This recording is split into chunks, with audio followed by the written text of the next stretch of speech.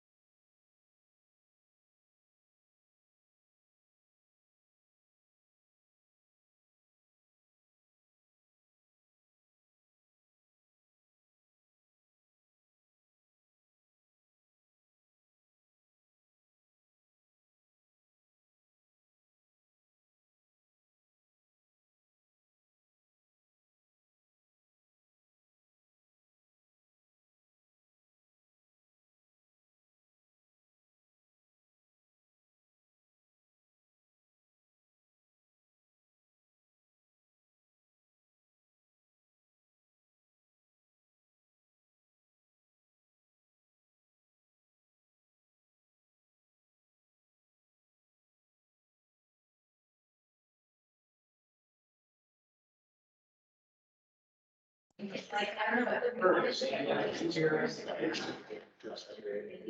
Right. All right,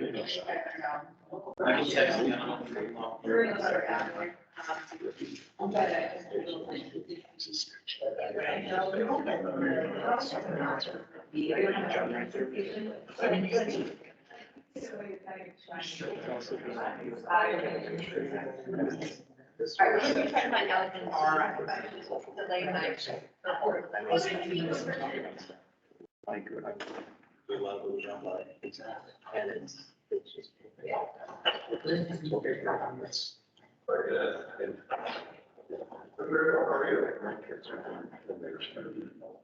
You haven't lived meetings, that's.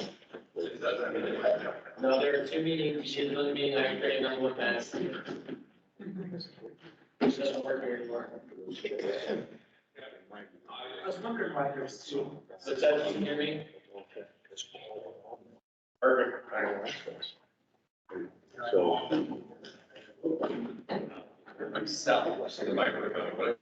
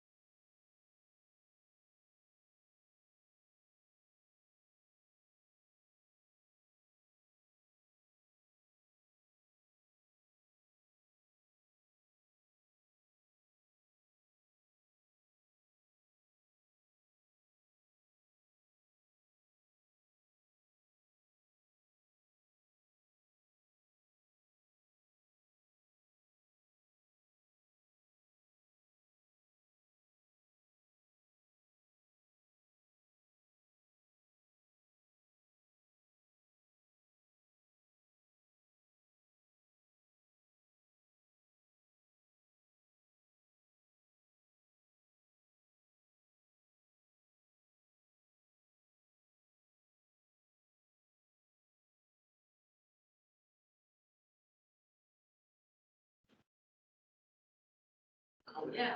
Good morning, and thank you for joining us today. I call this meeting to order at this time. I will also call the roll. Mike Abbey, Present. Dennis Bland, Present. Judd Fisher, Bill Hannah, Present. Al Hubbard, Here. Nancy Jordan, Here virtually. Chris Lemot, Here. Chad Lockmiller, Here. Pepper Mulheron, Present. Dan Peterson, Here. Tom Saunders, and Erica Studerman. Well, again, thank you all for being here, and what a pleasure it is to be at the University of Southern Indiana. I want to extend my sincerest gratitude to this institution for hosting us today and hosting us for this vital conversation around higher education here in Indiana. Today's gathering does represent the invaluable work of the Indiana Commission for Higher Education and our partners. On behalf of the commission, it is a pleasure to extend my heartfelt thanks to each and every one of you for your dedication and efforts in support of our shared mission. Thank you again to President Ron Rashan and the University of Southern Indiana. Let's make today's meeting a great gathering. I will now ask President Ron Rashan, President of the University of Southern Indiana, to address the group this morning. Thank you. Thank you so much. It's an honor and a privilege to be here before you all. I want to say thank you for making the trip. I know that people traveling down to Evansville is not always a convenient route, but when you get here, oh my, what a beautiful destination you have arrived to. So let me just say on behalf of all my colleagues, we are humbled and honored to have you all here. Commissioners, and Chris, I wanted to share something with you all. I woke this morning and I was thinking about a very, very brief welcome and a message that I want to share with you all. And I'll tell you right now, it came to me. I wasn't able to be with you last night because we were celebrating a dear colleague and friend, Dr. Zane Mitchell. Zane passed away last Saturday, and he had been fighting this terrible disease It for. looks like the commission meeting has started, but I can't. Okay. He'd been fighting this disease for over a year, and he had succumbed to it last Saturday. I was able to visit with him just a couple days before he made his transition, and I sat there humbled by this human being. Zane Mitchell, if you wouldn't mind, just give you a couple factoids real quickly. He came to USI in June of 2009 to join the faculty. He became dean. I hired him as dean when I was provost in 2016 for the College of Science, Engineering, and Education. He chaired our engineering department prior to that. He received his bachelor's degree in civil engineering from the United States Air Force Academy, a master's and doctorate in civil engineering from Virginia Tech. He received an MBA from Rensselaer Polytechnic Institute. In addition to his many activities on campus, Dr. Mitchell served on boards of the Indiana chapter of the United States Green Building Council, the Growth Alliance for Greater Evansville, and also the Girl Scouts of Southwest Indiana. He served on advisory boards for Evansville Vandenberg School Corporation, Project Lead the Way program, and also for Ivy Tech Community College's construction programs. One of the things that a lot of folks don't know about Zane, though, is that he was a lover of cats. He fostered cats. In fact, when I went to visit him, there were 11 cats. Yeah, 11 around me. And one was right by me, but one was staring at me. Zane could not communicate verbally, but he could use his eyes with his technology to communicate sentences. And I said, Zane, is this cat okay? He said, Ron, that's my guard cat. I said, keep that guard cat off me. I wanted to share this with you all this morning because this was a human being that was wedded to the wellness and to the advancement of higher education.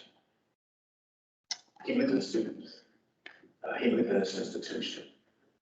He believed in the pedagogical practices within classrooms that created safe spaces of hope and optimism. He was non-negotiable, unwavering with regard to student success. Unwavering.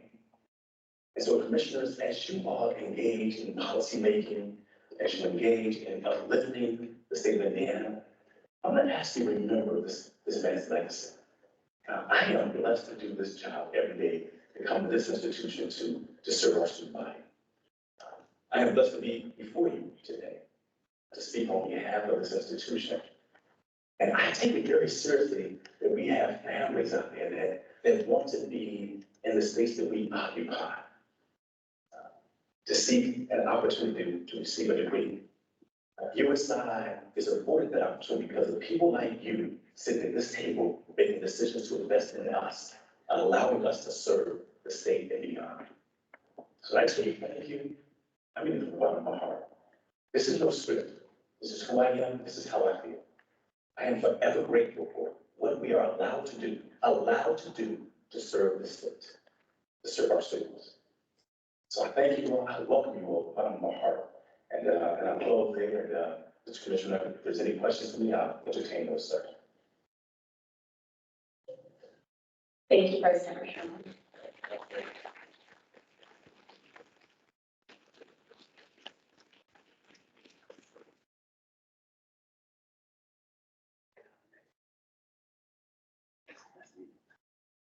The commissioners to share you all, I'm the first president in the history of USI to hand his daughter a degree. My daughter, she got her MBA last Friday. Yeah, so, and I should tell you, I got a little misty on the stage.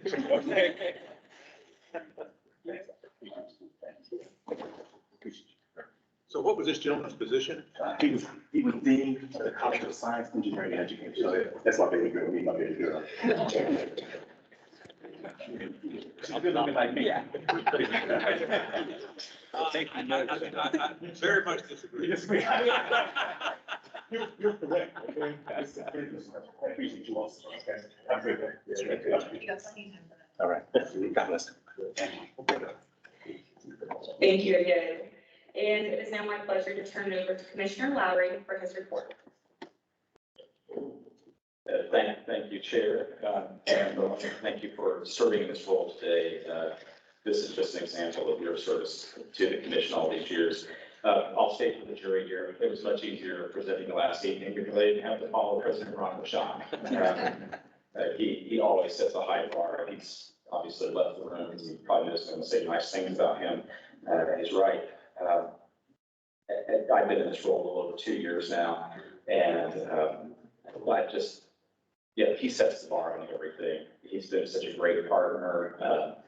In the work we've done together at the State House, I think some of you know, my phone will ring on Friday night at 8 p.m. This has happened more than once, or just sometime randomly through the week or the weekend. And it's President Rashawn, I'll pick it up. Last time that happened, I said, first name basis, Ron, everything okay, anything? And he goes, I'm just calling you because I want to share in your fellowship. That is Ron Rashawn. He called me last week too to talk about same initial, and I won't go into it. It was touching. This is someone who's obviously a strong leader, but a strong partner. He lives friendships and commitment to others. I wrote down a few of the words he said: student success, optimism, and hope. And I thought, boy, how appropriate he sums up our view about the work we're about to undertake here for the next 5 or 6 hours today, with while we're all gathered here, in spite of things that come and go in the media, that higher education and these institutions are about serving students, propelling them towards success, and keeping our eyes on optimism and hope. So as always, gratitude to Dr. Rashawn, also to the USI team, Aaron, and the rest of you who made last evening so enjoyable. Some of you weren't here. Some of us were able to go underground and see the tunnels underneath the University of Southern Indiana. That was fun, and just a wonderful evening. As I get ready, Madam Chair, to do my presentation, I'm going to go off the script for just a second, though. I didn't learn until last night that USI has been recognized in a really special way by truly one of my very favorite USI folks who I met, I think, the first time I arrived here, and we partnered on something afterward. And so I'm going to ask Dr. Sadesh, who is the Dean of the Romaine College of Business, to come forward, because Fortune magazine just recognized their MBA program as the 6th in the nation for affordable online MBA programs. I think they deserve a round of applause.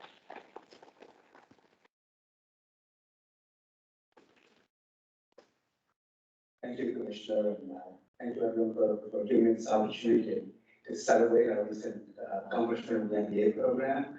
Really happy to break into the top 20 of Fortune's rankings. Ranked alongside IU Bloomington, currently Melbourne, Pepperdine, so huge accomplishment. Let's say a couple of quick things about the program. First, thank you to the Commission for its support. Thank you to the President, President Sean, Provost Blunt, and the entire leadership of USI, the staff, and units across campus, especially the registrars, which often sometimes don't get credit for what we do, because it takes the support of everyone to help make our program as successful as it is. But maybe kudos really goes to our faculty who continues to invest different expenditures in making sure that the program is at the cutting edge, and that it's creating these high impact learning experiences for our students. So I remember I was privileged enough to be part of that initial group that started the online version of the MBA program back in 2016. This was when many of you know him already. Dr. Mahmoud Kayyum was the Dean of College of Business as provost. And he gave us one charge. He said, don't do like what a lot of schools do, just take an existing program and just put it online. Use this opportunity to rethink what we do. And so that in each course, the students who are in that course can actually help create value for the organizations in which they're employed. Each course, not 2 years after they graduate or 3 years. So that was our charge to me.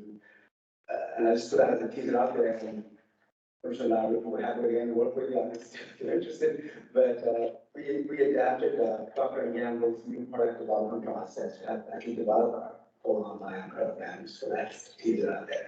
And that really the last thing I'll share is a testimonial I saw, again, unsolicited, from the student who just graduated. And the recruiter had reached out to her, asked her if she would recommend the MBA program. And she said, yeah, in a heartbeat. And then she sent me a long personal message, which was very nice. And I asked her if I could share some snippets. So I just sort of shared the snippets and there, if I may.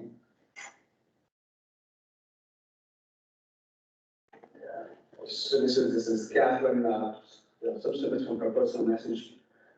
When I started the program, I was working in excess of 60, sometimes 70-hour weeks at Salesforce. It was incredibly hard to manage, which is why I could only handle one class at a time with my learning issues as well. Had it not been for USI, I really don't think I could have gotten through another accredited MBA program elsewhere. I can't say enough positive things, and we're always grateful for USI for supporting my academic pursuits. And it's been a goal for the last 20 years to get this. I never had the confidence to support it before it started, as I feared I would fail. In high school, I was told I wasn't cut out for college. Anyways, just wanted to reach out personally and convey my sincere gratitude to this program and to your efforts at building such a great offering that allows for truly inclusive learning. So thank you for continuously increasing the pipeline for opportunities that are inclusive for students who excel, regardless of income status, life situation, or learning needs. This echoes the sentiments of President Bushon said this morning, and also the spirit of Dean Mitchell and wants to do everything you do. Thank you.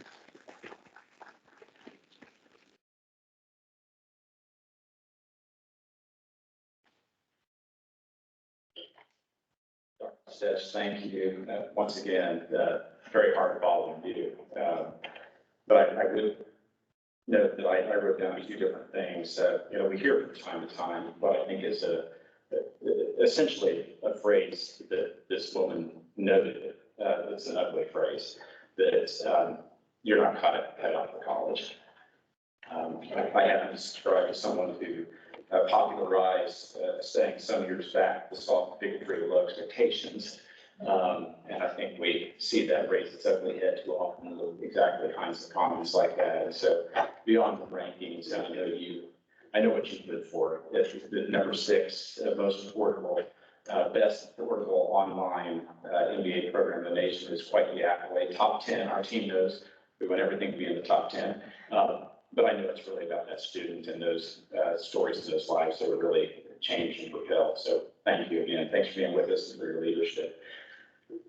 Yes, well, good morning, guests and commission members. I'm going to go fairly quickly through my report because we have a pretty full agenda today. We just want to provide you a brief update. The first thing we're going to hit on is FAFSA. You've probably heard a lot about it. To be blunt, the federal rollout of the redesign of FAFSA has been a fiasco from beginning to end. And we can spend a lot of time talking about that, but instead let's talk about what things are going well and why they're going well here in Indiana. I will remind you that in the 2023 session, we were successful in getting passed almost unanimously FAFSA legislation that requires this for high school students. There's not a stick to this, but it has seriously raised the awareness of doing this. I think we're the 8th state in the nation to take this course. After that passed, we did a few things. We realigned our staff. Michelle Ashcraft and team, several folks on the team who really went about doing so. Realigned what the staff does, started leveraging our partnership Pentagon, philanthropy, including Richard Fairbanks Foundation came alongside, helped bring in community faith-based organizations, local schools and others with funding and execution of a really solid plan to improve how Indiana was doing. So I'll get to the bottom line. A year ago, when we would have been sitting here, at that time, Indiana would have been 39th in the nation for submission and completions of FAFSA forms. And in spite of the federal fiasco, Indiana is sitting here today in the top 10. Now, how it will end up at the end of this calendar year, we don't know yet. We're going to celebrate it for now. There have been significant gaps between students who filed last year, what the trends have been, and what those gaps are, or whether they've been reduced or eliminated or not. And in that regard, Indiana is first in the nation in addressing these challenges that I'll say for the third and final time have been caused by the federal rollout of FAFSA. We wanted to take time for you all to know that it's not been an easy lift, but it's been the right thing to do. And a lot of folks deserve a lot of credit for this. Members of the legislature who came on board. Frankly, that and a couple of other pieces of legislation, some folks who maybe don't always agree very often on the third floor of the State House who agreed to support this legislation. And again, great friends and partners like the Fairbanks Foundation. We talked, I think it was at the last commission meeting or maybe perhaps before that, about the business plans that we're utilizing, the way we're executing through a strategic management process, project planning, as you might think of it, project management, as many of you might think about it. And this is an example of that down to very finite detail, reaching out to all students who had filed FAFSA last year, who of course continuing their education directly. The same with seniors in high schools, to those students, to their parents electronically, letters to their homes, and so forth. So we'll keep you posted on that, but it's good news at the moment.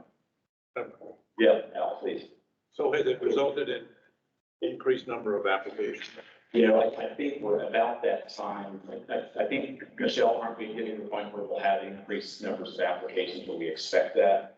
Yeah, based on for Hoosiers overall, so high school seniors, current college students and adults, based on the number of files that we have received, we received more by April 15th this year than we did last year. How much? By about 20,000. Whoa, what's that on percentage basis? 10. Just give me the numbers, I can do it. Yeah, it's a little over a 5% increase, I believe, is what I calculated it. And by the way, I don't think, at least as of that last date, that any state was actually ahead, but don't know that for certain. Thanks. Yeah. Okay, a little quick update on some CHE programming events. I think some of you are aware we had a nice celebration about a week and a half ago at the State House. It was hosted by General Dale Lyles and myself. As you know, General Lyles leads the National Guard, and by the way, he's become a really great partner to the commission. he and I host about every other month out at South Field, a gathering of higher education and military leaders to talk about how we can more effectively partner to support the causes of both. So this has been underway for a while. You, I think, would remember that a little over a year ago in our strategic plan, we emphasized three areas or three distinct groups of adults on which to focus. First, those who are veterans or in military service currently, individuals with disabilities, and the justice involved. Work has been ongoing with those, along with credit required learning that you formally approved at the last commission meeting. This, however, is the one that has continued to advance the most. I wish that General Studeman were here today because she led this effort. And so when you talk to her, see her, next time you drop her a note, you might thank her. The Collegiate Purple Star designation took a bit of time to develop. We won't go into all the details, but there are dozens of criteria that an institution is eligible to meet in order to be designated one of 4 levels as a Purple Star college or university. And those who execute more of those, all of those end up, at the top of the level, and they signify that that is an institution that is really well committed to serving our veterans and those in military service. So this was launched last week, was authored, Josh or somebody will correct me, I think Senator Thomas, who is local to this area, was the Senate House or the Senate sponsored author, I can't remember which. And so very pleased with that. I think it's just another indication of the partnerships between the legislature, the commission, in this instance, the Indiana National Guard, in really helping move this forward, and the legislature. Currently, when we talk about post-secondary attainment rates, our veterans in Indiana are 47th in the nation. We can do better. We can do much better than that. This is one I would tell you, though, that even without a whole lot of improvement to the numerator, we can move ourselves up and the state up pretty significantly in that regard. So this is one step that we've taken, and folks on the team, if you want to talk about a break or something, can tell you about all the criteria that go into this. They're pretty stringent, and the higher ed institutions have really embraced the public and private. CE Boards of Excellence. This is just fun. We should make sure that we haven't done this in the past, that all of you get an invitation to attend these. This occurred earlier this week. It's a bit of a blur. I think it was Monday in Indianapolis.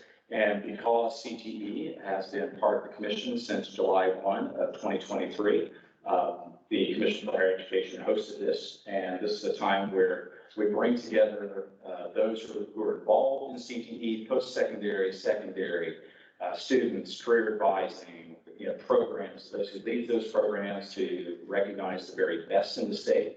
Thanks to Tony Harlow and team for helping put that together. Gosh, I know Tony, a few hundred of our friends from around the state, and just some really innovative work occurring between schools, again, whether at the high school or post-secondary level, and employers, really engaging students in work-based learning, the whole 9 yards. Employers who are supporting these schools by buying equipment, capital equipment, and really integrating, this learning into their enterprises. So we just want you to know about that. That's always a big deal each year. And I was able to speak for a few minutes and talk about why we thought, I believe for a long time, it was so important to have CTE as part of the commission. I think many of you know frankly, it's been bounced around from department to department for the last decade. We think it's right where it belongs. Tony and his team, and just others now, I'm going to get in trouble again tonight if I start mentioning team members, have just been working so closely with DOE and with our partners at college and with employers to make sure all of those pathways are just really crisply aligned with what the marketplace needs. It's where it belongs, and it was fun for us to be the ones hosting that event earlier this week. State of Higher Ed address. I know some of you were able to come. Thank you. It's on video. PBS has it if you want. As I've told others, if you have a night of insomnia, if nothing else, flip that about 20 minutes in length. This was to, again, set the stage and remind all of us that we have some challenges, that we're still 39th in the nation, post-secondary attainment, associate degree and higher. The place where we gain the most ground is we're 5th in the nation, so associate degree credentials, that's good, 28th overall. You're going to hear more about the college going rates right now. Again, they've bottomed out. I think our most recent date is 2022. I won't steal your presentation, Brooke. But, to remind us of the challenges, but then also to remind all of us of some of the successes we've had in the past few years, Franklin Dam and 21st century, the outcomes-based performance funding formula. And then, of course, as always, to remind folks of where we've begun to see some progress, increase in enrollment for the first time in a number of years, continued increase in how completions are going and the like. So I'm told it was record attendance. I don't know. I have a frame of reference for 2 of these now. So I know it's larger than last year, so we'll take that. And a lot of partners. I think I was most encouraged in that we saw a really broad cross-section of attendees. And as we think about that Pentagon, folks from business, folks from community faith-based organizations, certainly education and government, but also business. So, yeah, I was pleased with it. If you really want a review on it, you can ask somebody else other than me. Excuse me, Please. sorry, sir, if you could clarify early indicators of progress and then that second bullet. Oh, yeah. Thank you. Thanks for noting that, Dennis. So these are a couple that we called out last week, and we're starting to, you may recall that in various elements of the HOPE agenda, we had the goal to be a top 10 college going rate, and we're still working on that. In completions to be top 10, Indiana has most recently moved up to 11th in the nation. So our rate of completion, which is, I think the extended time completion is about 67% overall. First of all, let me be clear, that is not good enough. But in comparison to all of the other states, I think in the District of Columbia, we're now 11th in the nation. I think the last time, the previous number was, Brooke may correct me, we were 13th or 15th. And that we're now moving up, we moved up to 11. We credit that to a great degree, I do, for the actions the commission has taken for several years to focus on ways in which to help students persist. And so moving up, pleased but not satisfied. Indiana ranks now 11th in the nation in college completion. At our rate of completion. So, yeah, not the number of completions, but our rate of completion. Okay, okay. Yeah, I should have made that clear. Yeah, it's the rate of completion, which is what we're most interested in, obviously, because, Texas or Florida or California, New York are going to have significantly higher populations. Thank you. No, thank you. Great clarifying question. And the graduate retention plans, we called that out just because now all of the state institutions actually have those and are executing against those. Prior learning policy framework, which you all approved in our last session. And then, of course, I drew out just one of those, the Purple Star designation a moment ago for those military service veterans. We also had very recently our Kent Welding Conference, successful in, I think we literally ran out of room. So that was good to see. Frankly, I think folks are still in that post-pandemic phase of wanting to get out and not attend conferences on Zoom. But I think the agenda is pretty strong too. We had a nice opening panel discussion that I facilitated. I thought this was another really good one. The star of the show, I think a couple of you were able to be there, was Jerome Barker. Secretary General and I have taken we kind of take our opportunity to go on the road together sometimes. We'll visit high schools, career centers, and universities, and get out there together, meet folks, and hear what's going on. But we met Mr. Barker when visiting Ben Davis University back in the winter. He's an impressive young man. I think he's student body president. His first generation, now headed to Indiana University, Indianapolis. works for One America in their Pathways program. And, yeah, the other folks are really good there, Denise Harrison Hudson, Claire Biddy Green, and Bob Manning. But, Mr. Barker was the head of the program, I think. And then we had breakout sessions really focusing on a number of things that we've been focusing on, part of them legislatively mandated, and then other areas, career coaching. I think you'll hear more about that today. We just did the career coaching grants that came available, about $25 million. Very, very high level of interest in those. I think we awarded $25 million, so I believe we had something like $60 million in requests, which was a very good sign. The career scholarship accounts, and then practical applications of work-based learning. And again, we were able to get some partnerships from around the state, businesses who are working with colleges, universities, high schools, and others to share what they're doing, best practices.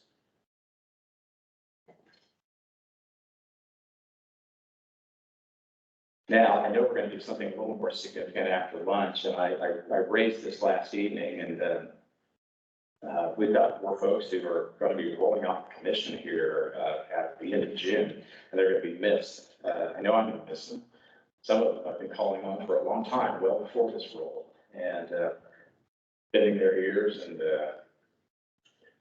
seeking wisdom for a long time. So I would personally be remiss if I didn't just recognize them on behalf of the full commission at just a personal level, because these folks have been awful good to our Hoosier State and very selfishly to me.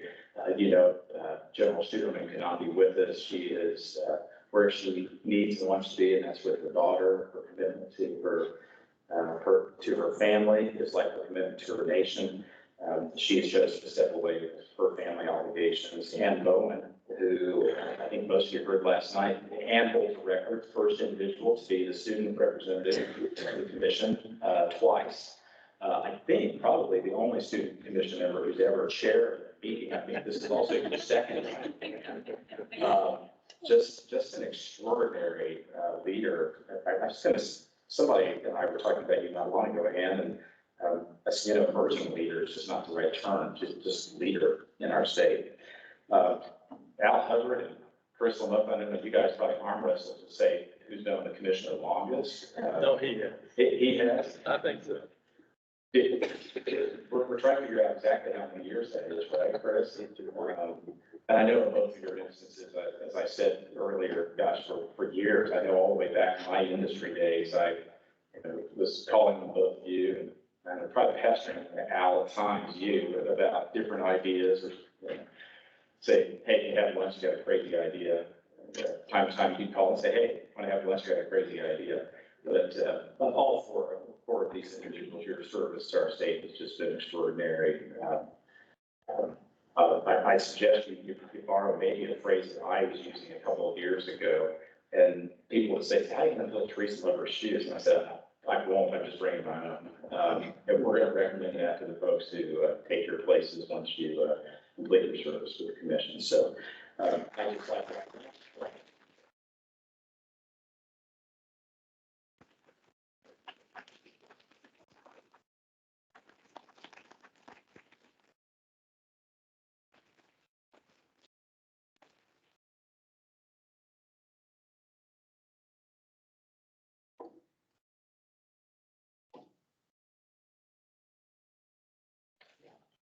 Okay, and Madam Chair, this will be my last slide.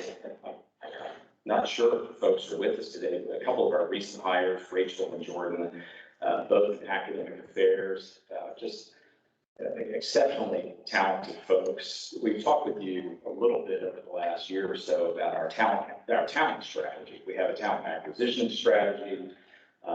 We have a talent development strategy. We're putting in succession planning and so forth. And I think both of these individuals are just prime examples of some really talented people who are interested in joining this work. And when you get a chance to meet them, please do so. I know they'll enjoy meeting you. We're expecting a lot out of them. I think, as you all know, before anyone comes on board, they get to, or they have to talk with me. And we talk about really high expectations and hard work. and that all we're trying to do is kind of change our little corner of the world.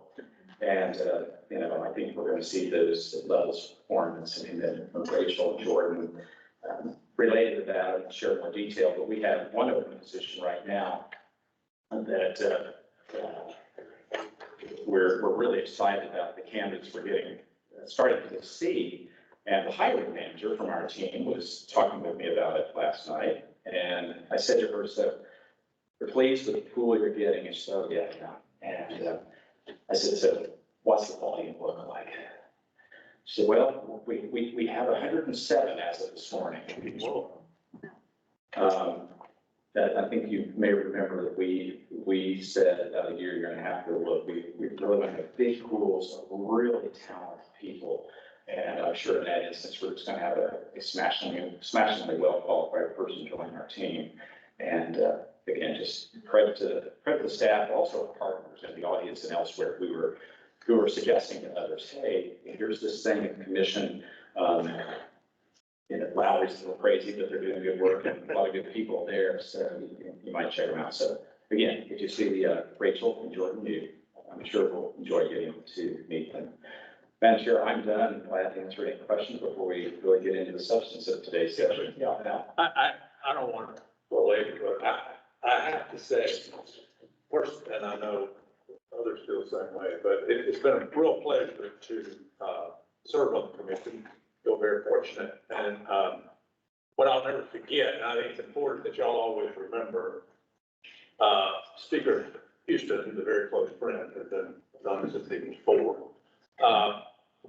He gives all of y'all these new responsibilities because of the quality of the staff, the quality of the leadership, and the quality of the board. And it's a real tribute to this institution. And I never thought someone could fill Teresa's shoes, but you've done it quite well, Chris. And anyway, thanks to the staff. The good news is that all these folks out here who are not on the staff, most of them were on the staff. So, and anyway, this is such a great organization. And I love the fact that it's independent, despite the fact you're part of the state. And y'all just do a fabulous job. And thanks for allowing me and Chris and others to serve. And most been on here longer than I have. Anyway, thanks for your time. Thank you. Well, thank you, Al, and thank you, Commissioner Lowry. We will now look into our agenda books, which contains the minutes from our last meeting for your approval. May I have a motion? So moved. All in favor? Aye. Aye.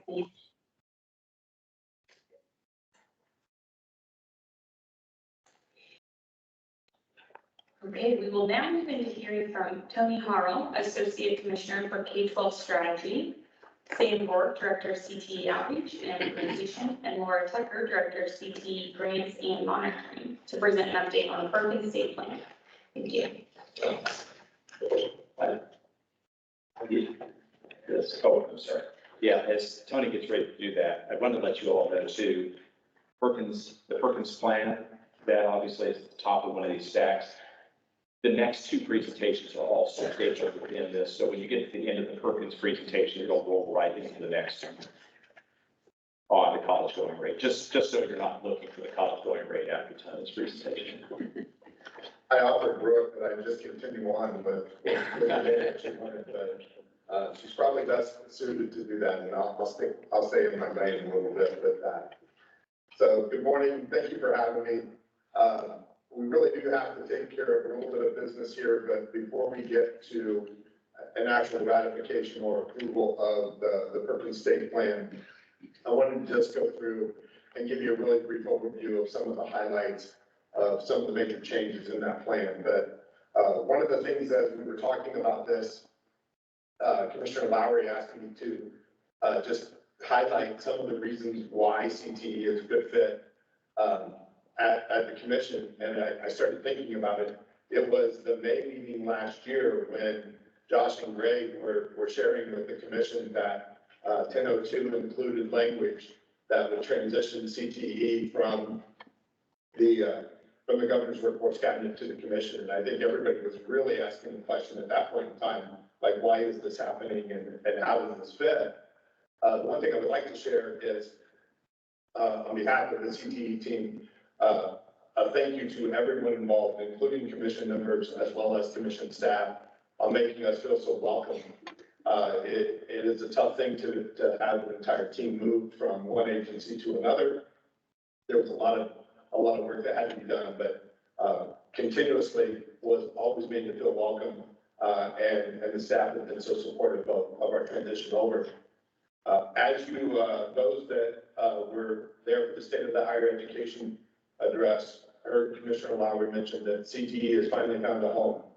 I so 100% agree with that.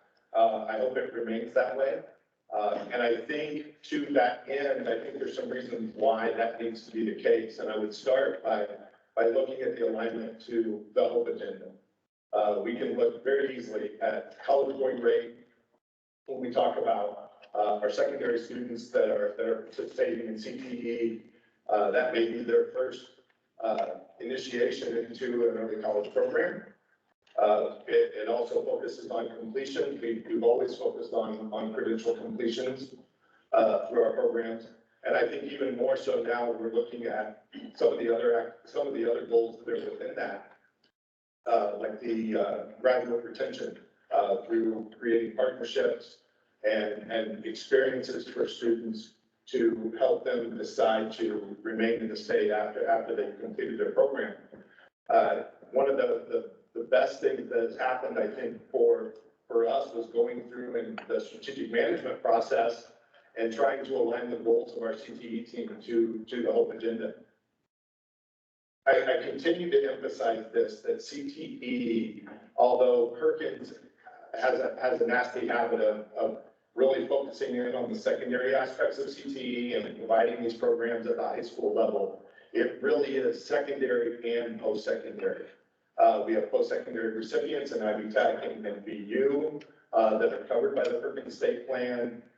Every day, we are working more and more with four-year institutions as we look at our dual credit crosswalk and the growing number of courses that overlap between secondary and post-secondary.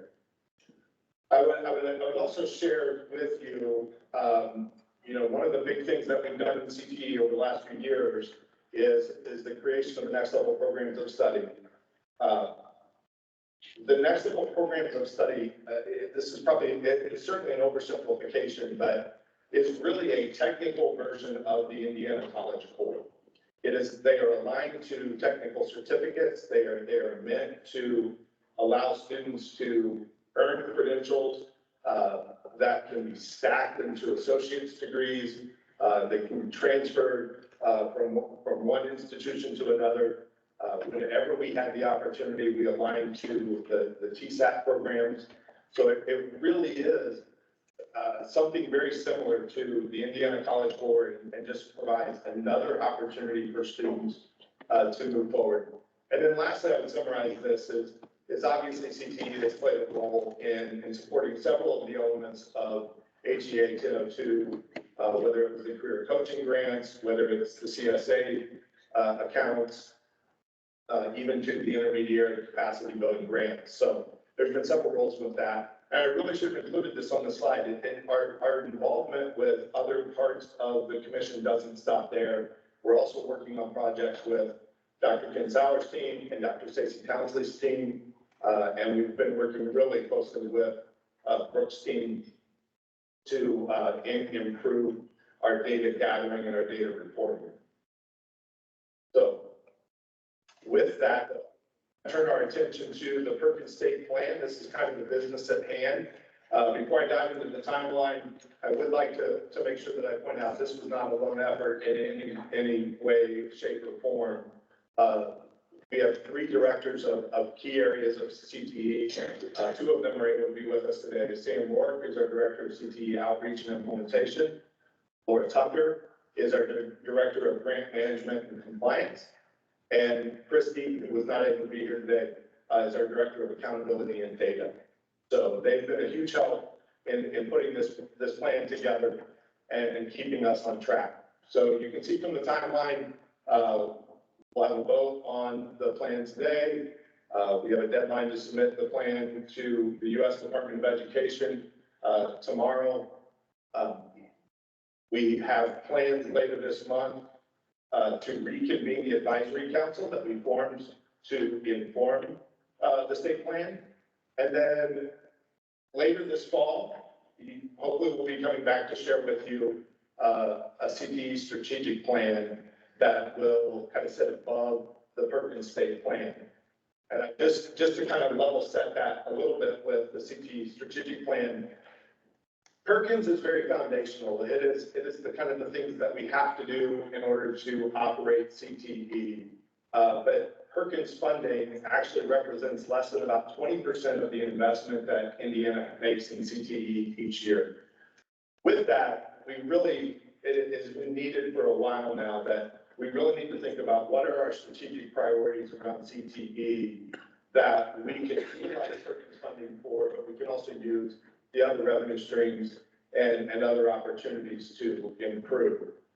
Through our advisory council, through some of our listening sessions, we really kind of zoned in on 3 different priority areas.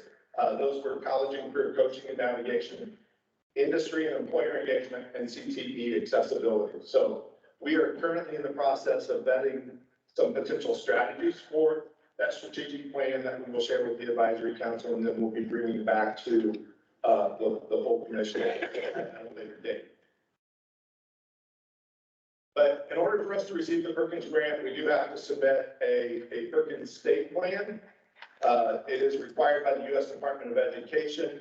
Our state plan that we are submitting tomorrow will cover fiscal years 2024 through 2027, so it makes it a 4-year plan. It is also aligned to the same 4-year cycle that the Workforce Innovation and Opportunity Act that is required. Going back just a moment to those strategic priority areas, these are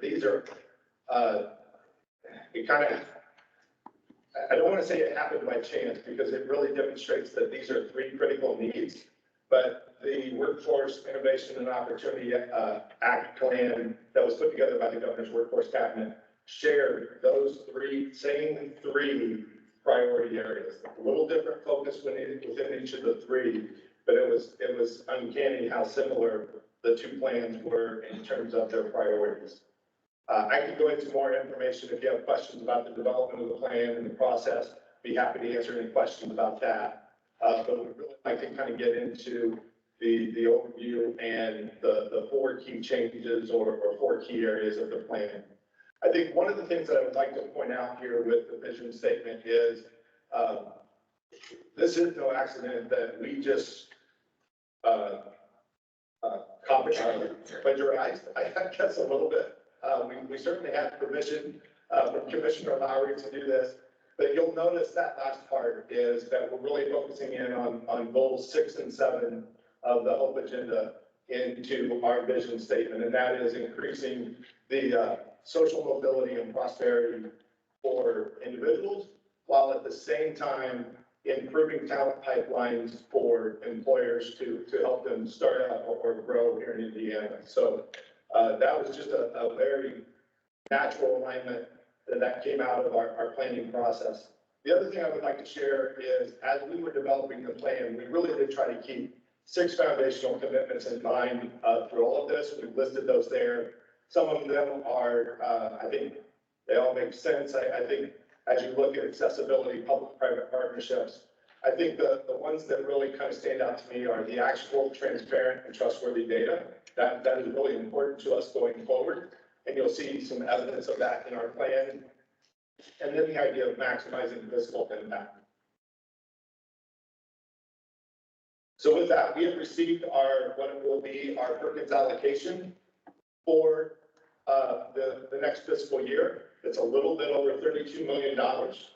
That $32 million is divided into 3 different categories. There's an administration category, which winds up being about less than 2%. The administration category is very restrictive funding. It can only be used for implementation of the grant and data systems. The leadership is limited to 10%. We plan to hold back or reserve the full 10%.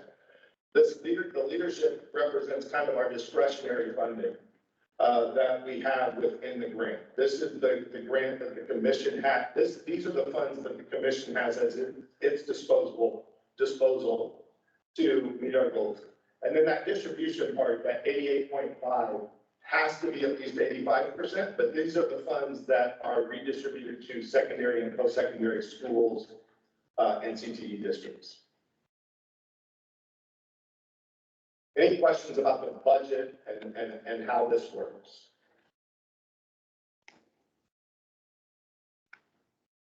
So real quickly, I talked about how leadership funds represent kind of the discretionary portion of the Perkins grant. You can see even within those discretionary purposes, there are some required usages for us. Providing opportunities for individuals and state institutions. There is a set amount of funds that goes to the Department of Corrections and to juvenile justice to help run and operate CTE programs with our justice involved individuals. Special population recruitment and support is something that is important to us and we focus on when we're talking about accessibility of CTE programs. Recruiting and retaining CTE teachers, providing technical assistance is a big part of that. As you look at these additional priority usages, I think the three things I would point out is, again, this is our opportunity to use the Perkins funds to help us meet the goals that will come from that strategic plan. And then also, we provide a great deal of funding for career and technical student organizations throughout the state. So career and technical student organizations include Indiana FFA, our FCCLA, DECA, BPA. We have 8 different career and technical student organizations that we support through our leadership funds. One of the biggest changes that we made in the state plan is our definition of size, scope, and quality. And Perkins has two requirements for to be able to use Perkins funds at the local level as part of the distribution. One of those is that you have to demonstrate a need in the comprehensive local needs assessment, which is completed by our recipients every 2 years. But the other one is that you have to meet this definition of size, scope, and quality. In our previous version of the state plan, size, scope, and quality was very broadly defined. And it really, it was very vague. It did not provide a lot of guidance for schools and participants within the Perkins program. So we really kind of stepped up the definitions of what we consider to be size, scope, and quality. One of the things that we have included in this is in order to make sure that we're having that maximum impact for our fiscal dollars is we are now requiring eligible recipients, which would be our secondary schools, our career centers, our post-secondary institutions, to provide a minimum number of programs of study and a minimum number of career clusters. We want to make sure that they can serve the student populations that they have that they're there to provide for. The second part of this, all of our programs of study have to be aligned to high wage, high skill, and in-demand occupations. We try to align these to post-secondary credentials wherever we can. One of the things that we did change in the scope of this is we have included a clause within the scope that allows for post-secondary institutions to provide or to utilize Perkins funds for non-credit bearing programs. We have set some thresholds. We've set some thresholds pretty high for what those would have to meet in terms of hours and time limit. But this is the first opportunity that we've had to do this. We feel that this is reflective of some of the other legislation that has been passed over the last few years. Also, it's reflective of like our outcomes-based performance funding model with Ivy Tech. So we have made that change. We've made that requirement or opportunity available. And then the last thing is we really defined what quality in a CTE program looks like. This will be really helpful for us as we move forward, both in monitoring current recipients as well as approving new recipients. One of the other things that we do within the Perkins plan that is really important is we have performance levels. There's about 9 different performance levels that are performance metrics that are required for secondary. For some reason, there are only 3 at the post-secondary level. But as you're looking at this, we do need to make some adjustments. It's kind of a negotiations process with the U.S. Department of Ed as far as what we set our targets at. If we do not meet our targets in a given area, then we have to implement an improvement plan for each one of those areas.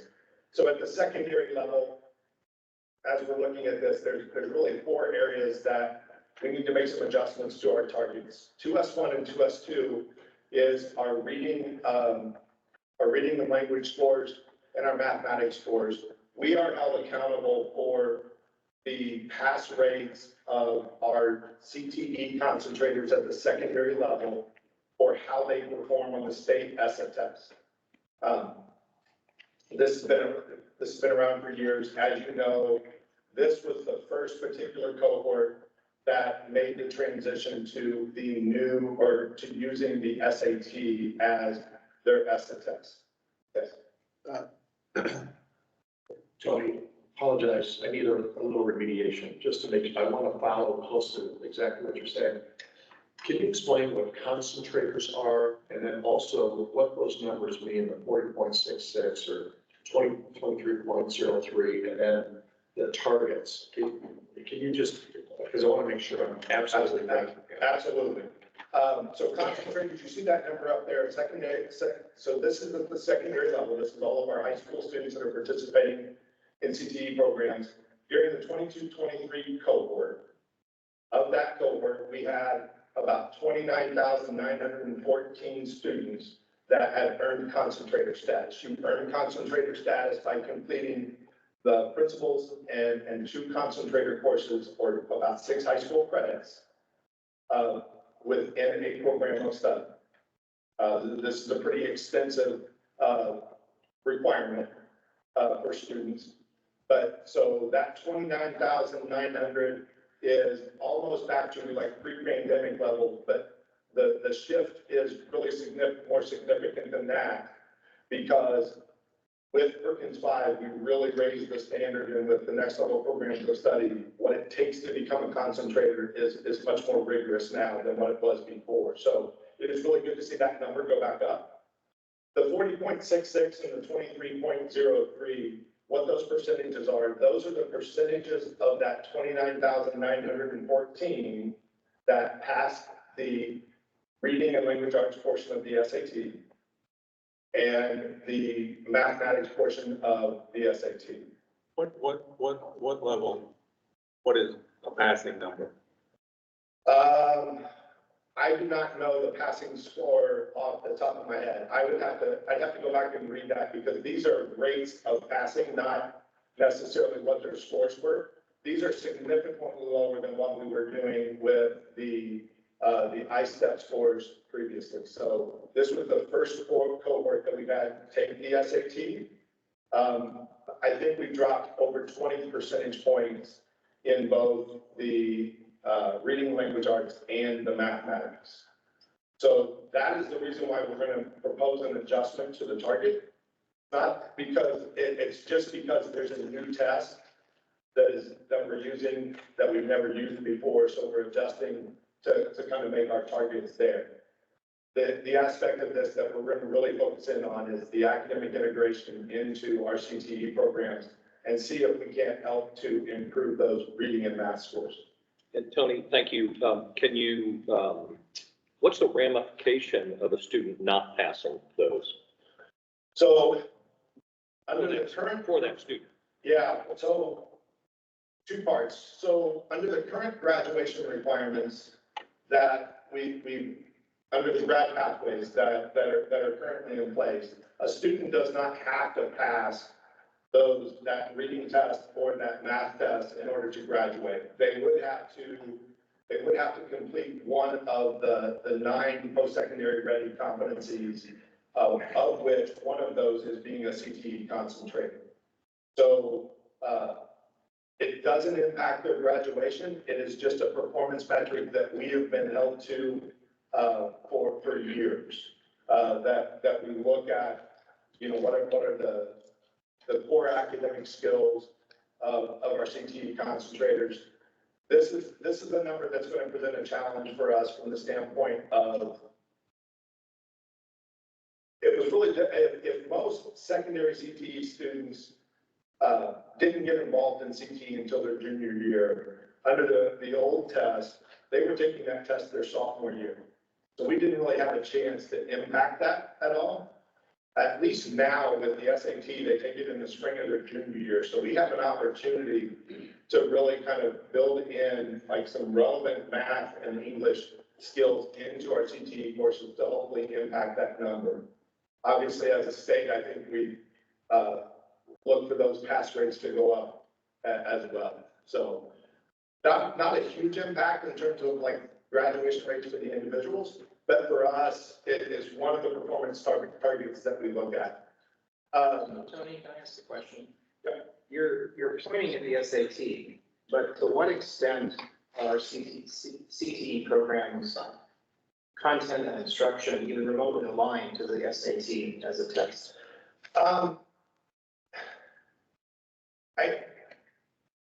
There's no intentional alignment. I think when we're looking at the idea, though, that if you look at our next level programs of study now, the overwhelming majority of the courses that we are offering are aligned to a post-secondary course. These are college level courses that students are taking. I was just looking the other day at a technical math course that is required for all of our skilled trades.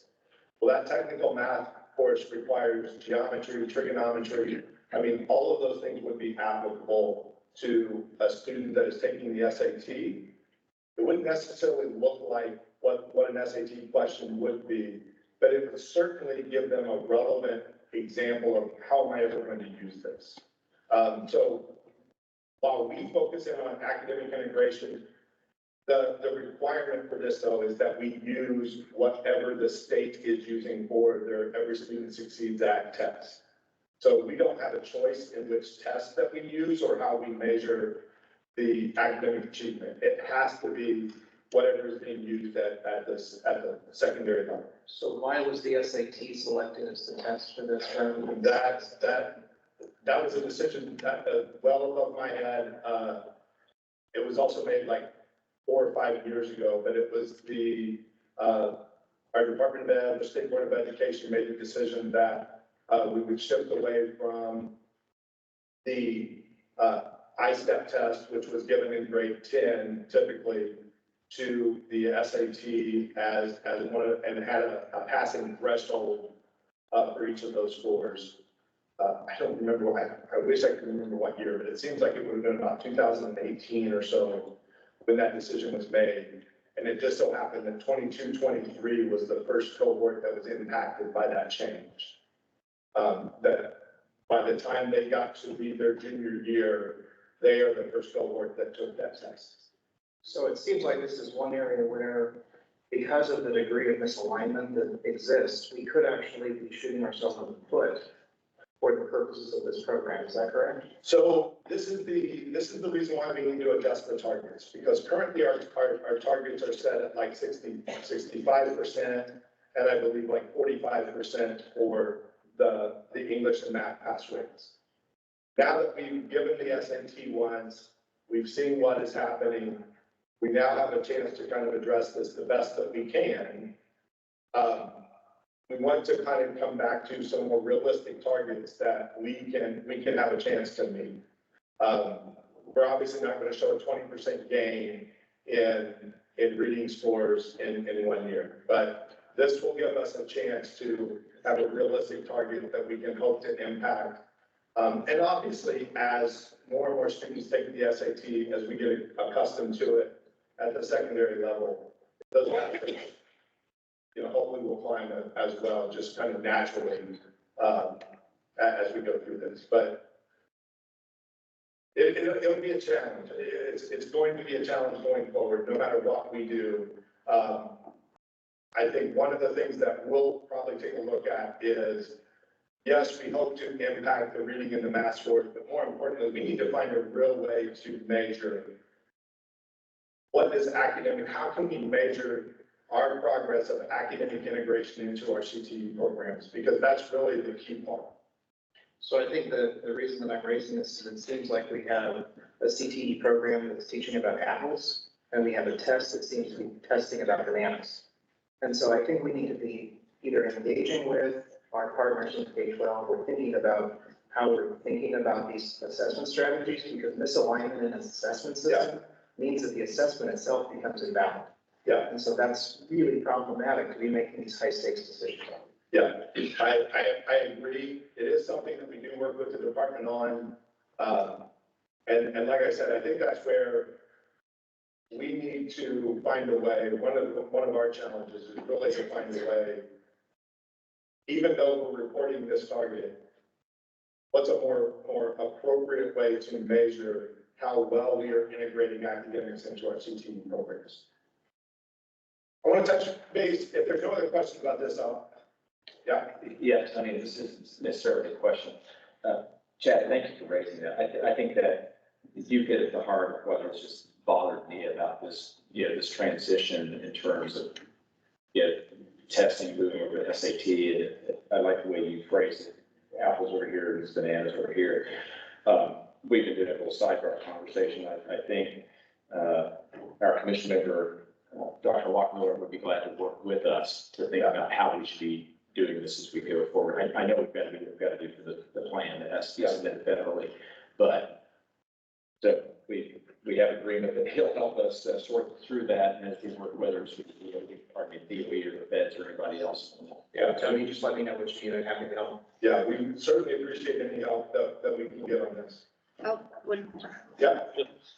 as we're talking through this, and the changes that were made post-COVID on the SAT itself, who makes those determinations, and how could people like Chad be involved in discussions about how to incorporate CTE and other changes to make sure it's not being simplified or changed in a negative way, but in a way that helps high potential students succeed? And all students succeed. Yeah, I really want to be careful about, I don't want to step outside of my lane here. My understanding is that it is actually up to the State Board of Education to decide what the graduation requirements and the graduation exams are going to be. And like I said, I believe it was like 2017, 2018, our State Board of Ed made the decision to move away from the I-STEP test to the SAT as that graduation qualifying exam. I think a little bit to their defense.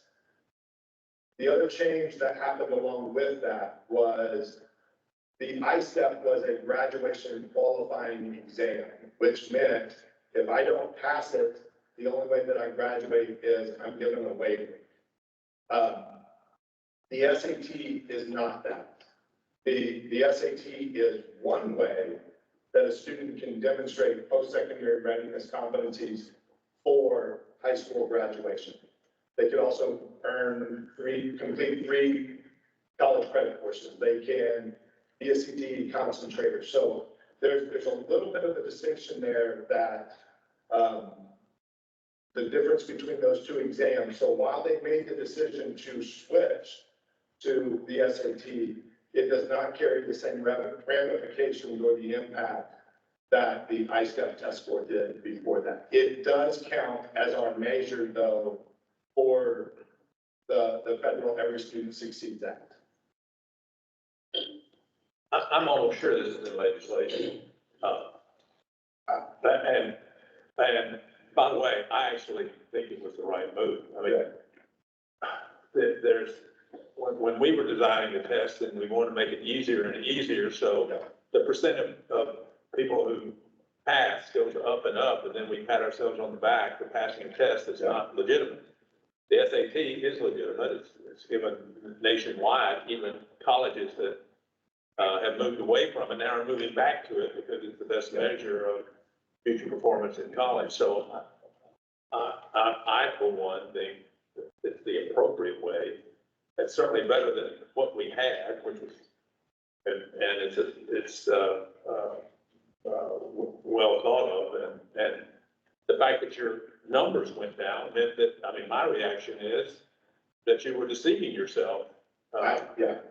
And Well, this is a more realistic, evaluation. It would be nice to know that what the cutoff is. Is it 1,000? You know, I mean, what for eight, you know, say 800 is perfect, so 600, 500, 400, whatever it is. Yeah. But anyway, And we can find that information. I hope I did not give, the impression that I disagreed with the choice of the exam or anything along those lines. I think the key here for us as a CTE program and what I look at is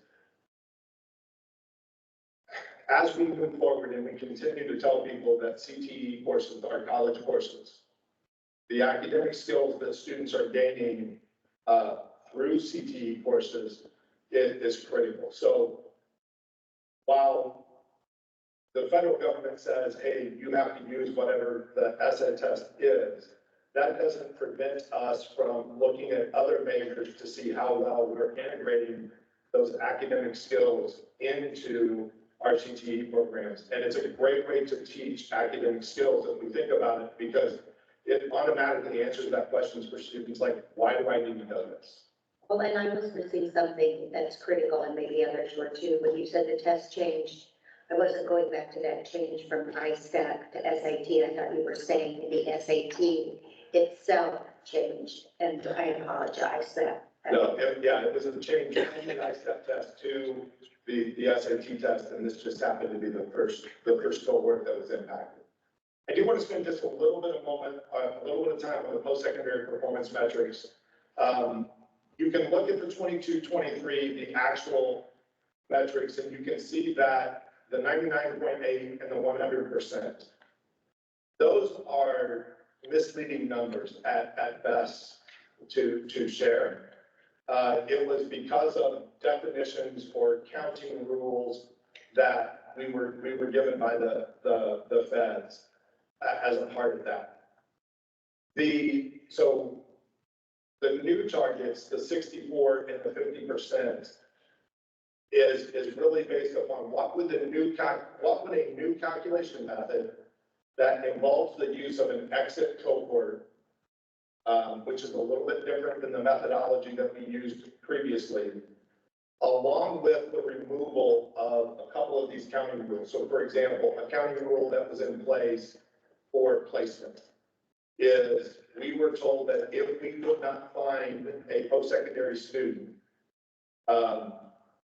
either through unemployment, let me clarify what placement is. Placement is being employed, enrolled, or enlisted within 6 months after completion of a CTE program. If we could not find them, and we used unemployment insurance records, wage indicators, clearinghouse data, post-secondary enrollment data, to try to find those individuals, they were removed from the cohort number. That is not how we calculate placement at the secondary level. There's no reason why the assumption is that if we can't find them in one of those places, that they are placed, which is essentially what they were doing. When we looked at the credential attainment, which is 2D1, which was 100%, there was a clause in there that they had to graduate from their post-secondary program. Well, if I graduate from a post-secondary program, and prior to this, we didn't allow anything other than credit-bearing credentials, I earned a credential. So these numbers are reflective of a new methodology, not a different performance level.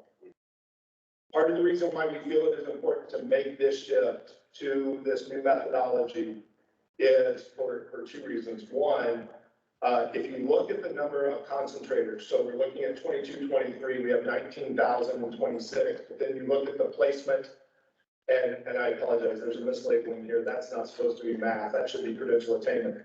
But you can see that those numbers don't line up with 19,026. You know, you're looking at 5,400 and you're looking at 2,400. Those numbers don't line up with 19,000 because they're not the same set of students. So one of the changes that we felt we needed to make was to move more to an exit cohort that we could say, yes, this is a consistent group of students that we're trying to evaluate the measurement on. The second reason why we think this is really important that we change these numbers is it's really hard to talk about continuous improvement when you're setting at 99.8 and 100% every year. We know that these are not necessarily numbers that we would like to see, but at least I think this goes back to that value of we want to look at actionable, transparent, and trustworthy data.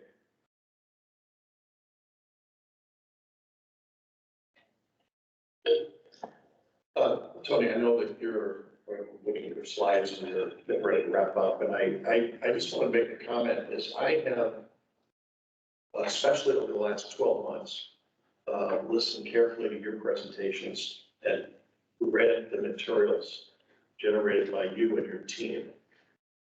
I have to tell you, I feel rarely excited about the leadership that you and your team are showing. I recognize that this isn't being done in a vacuum. You're dealing with DOE, and you're dealing with a number of other activities, but the quality and focus that I see on this gives me actually great hope for this. And I really wanted to just commend you and your team on the incredible work you put into this and how you structured this in a very thoughtful way. And it gives me hope. It really does. I wanted to make that comment. I appreciate that. One of the things I talked to our team about a lot of the last 12 months is how many times we find ourselves trying to improve our own processes and our own methodology. And I think our team has really rallied around that idea of if we can model continuous improvement for our recipients, then that will help us to kind of provide the support that is necessary then to keep making progress in some of these areas. I am sure that we are way over the time that we had here, but if we have posted, we did get a few public comments on the state plan. Overwhelmingly, they were favorable. Most of the public comments that were shared really did not require a change in the state plan. It was more of a clarification. So we have posted that response on the website as we are required to by federal law. We also have a copy of a letter from the governor's office indicating their support and their signing off of the state plan. And if there are no further questions, I believe I'm turning it back over to Madam Chair to take a vote. Thank you, Tony. And yes, the Perkins State Plan must be approved by the commission. Do I have a motion to approve? So moved. A second? Second. All in favor? Aye. Aye. Thank you. Next, we have the Collegiate Purple Star update from Dr. Stacy Townsley, Associate Commissioner for Adult Strategy, and C.C. John, Director for Adult Strategy, or excuse me, Director for Adult Strategy Engagement. Thank you.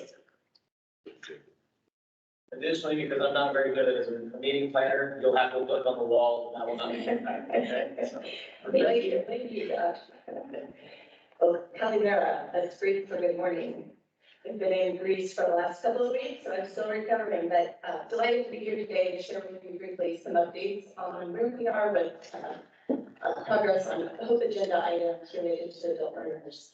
Specifically highlighting those related to credit for prior learning, veterans, and military affiliated, and justice involved populations. Okay. So, as I've mentioned before, we really view credit for prior learning as foundational for everything that we're doing in our middle strategy. And as Commissioner Lowry highlighted, with your support in March, we launched the first ever statewide CPL model policy guidance. So that's underway. We're currently moving into phase 4 of the work focused on implementation of not only the policy guidance initiatives, but also training, professional development, data collection, and really the work for the next phase of work related to navigation of CPL opportunities. We have an intentional focus, and there's definitely, as this Venn diagram shows, an overlap with the military. So with the CPL work, we're focused on military credit for prior learning. We're starting there as a way to really focus these efforts and to have some overlap and some synergy. And so I'm excited to get going on that. As Commissioner Lowry mentioned, on April 30th, we launched the Collegiate Purple Star Initiative, one of the core components of our military affiliated work. Steve will be sharing in more detail here shortly more about this work, which is really designed to encourage the adoption and broader implementation of best practices. And then real quickly, I'm trying to go through this very quickly. This third circle on the Venn diagram highlights the work that we're doing with the justice involved. And so instead of doing a targeted task force like we did with veterans, we chose to instead engage with existing and emerging stakeholder forums. And some of those are listed here, a wide variety of acronyms. So let's see if I can get these down. The IPEP, which is the Indiana Prison Education Program, that is moving forward in partnership with the Department of Education, with the Commission. We have the IPAN, which is the Indiana Prison Liberal Arts Network. So again, our private institutions are engaging. We're working with them to highlight best practices. And then the third forum that we're pursuing is managed by the Office of Court Services, and that's the Justice Reinvestment Advisory Council. So those JRACs are at the state and county level. Education has not yet been at the table. So this is an important area for us to engage in and to help identify opportunities for educational pathways for these populations. And our new director for strategy engagement, David Hall, will provide an update later on this work on justice involved. But I'm going to turn it over to our director for adult program implementation, Steve, to walk us through this new Collegiate Purple Star.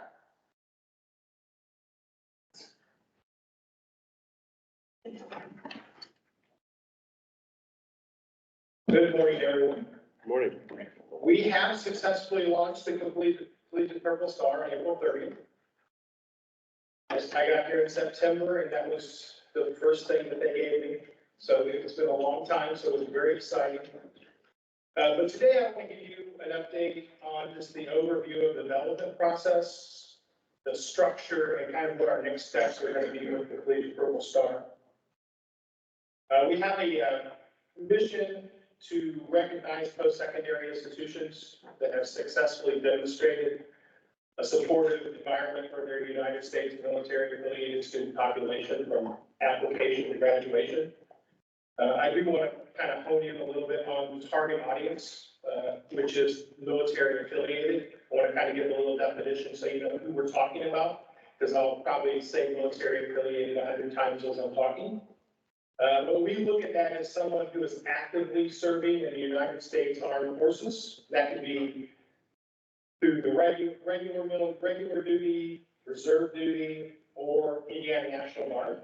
So anyone who is active in any one of those, as well as anyone who is honorably just discharged.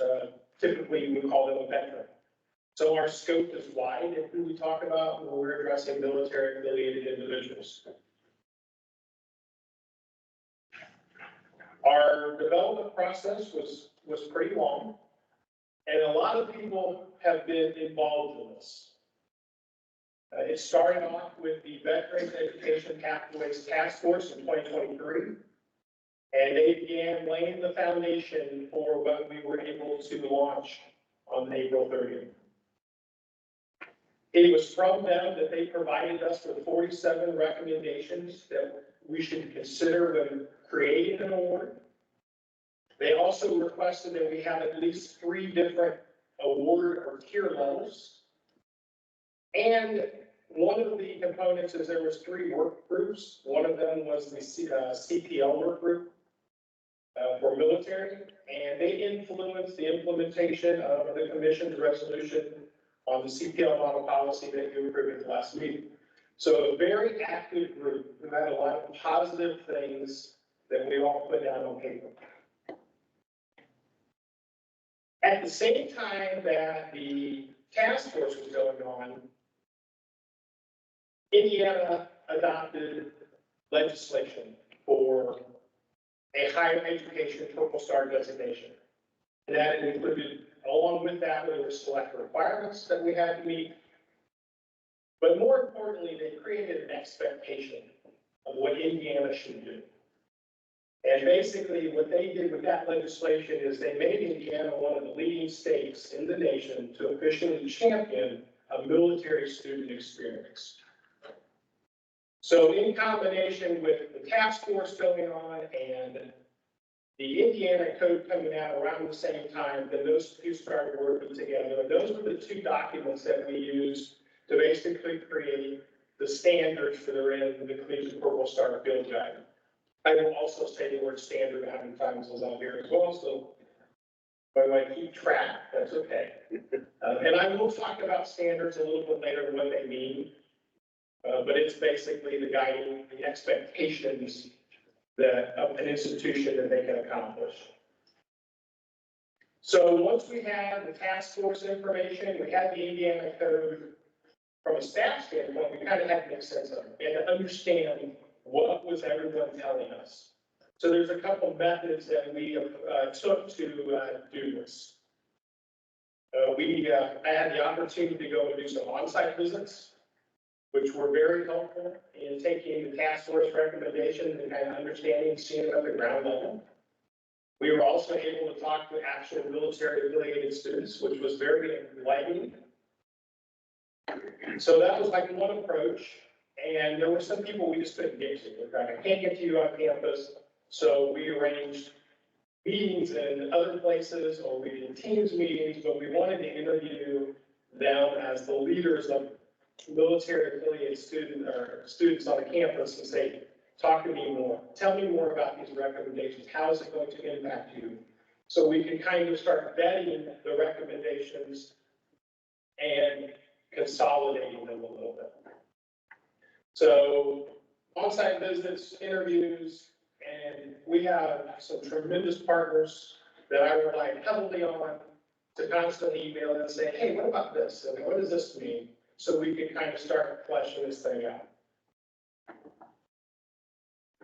Once we got on with that, then, we actually could whittle those 47, we could whittle the standards down and come up with something that we thought we could launch. So we took the draft version and we sent it out to all post-secondary institutions in the state for a comment period. And what that allowed us to do is get their direct feedback, because you can't talk to everybody, so this was another way of getting information. We have institutions of all shapes and sizes, and we're trying to make this a one-stop shop. So it has to be flexible. So there's things that we just don't know that we have to ask questions on. We also, in the middle of this, some people don't like to actually write their comments. So we did a listening session where we just opened up the mic and we let people call in. And if they wanted to, they could just tell us what their thoughts were. So we tried to get multiple ways of getting feedback. And once we got through that entire process, we finally knew that we had the right amount of standards and the right guidance that went along with those standards to help someone be successful in applying for the award. So with that, we were able to launch the award, and we did that through what we call a field guide. It looks pretty. That's a lot of work. The field guide is basically the accumulation of everyone's hard work, thoughts, ideas, all consolidated into one document. It meets the Indiana code requirements that CAG and IDEA are involved in the process. It meets the requirements that there are criteria for what the criteria for awarding the designation are, the length of an award, and the manner for applying. So the field guide makes sure that we're in compliance with Indiana code. Because this is a new program, we also needed to develop all of those things that you kind of take for granted when you see a program. We had to create a logo. We had to develop a web page, an email, all of the things that are branding and identifying this as a new program that we're launching. We developed a mission statement, a call to action, which is the benefits of implementing a sustainable military affiliated student program. We wanted to encourage institutions. Why should I do this? Well, here's a list that tells you why. We give a lot of national data to kind of encourage them that this is a road that you want to go down. And we also developed the 5 points of the Collegiate Purple Star as kind of strategic pillars of the award. Those are all the things that you're going to find within that field guide in part 1. Part 1 is more your administration, talks about how are we going to run this. Part 2, it's the heart of everything, it's the standards. 77% of those task force recommendations make up that foundation of part 2. We also, I talked about, having the benefit of talking to people on the ground. So there are things that we learned and we actually added standards, things we incorporated based on things that we got to see and talk and hear from people, different individuals. So there's another layer of influence within the standards. Each standard, when you go through part 2, it has guidance, which is basically your directions. What do you need to do to accomplish and be successful? We added a purpose. So if someone was looking at that, if you were new to this, and someone dropped the Collegiate Purple Star, the field guide in your lap, and you said, here, I need to do it. You said, well, why? Each standard will tell you why it's specifically important. We included implementation examples from, or best practices from across the state to give people a guide. So if you didn't know where to start, you can look at some examples and try to get an idea of this is where I need to be moving. And then lastly, we created documentation examples to say, hey, look, if you're going to do this and you've got to provide us some information to show you're successful, here's some different documents that you might want to develop that will help us do that. So a lot's going on in that field guide, but it wouldn't be possible if I didn't give a shout out to the CHE comms team for helping us develop the logo and branding the field guide.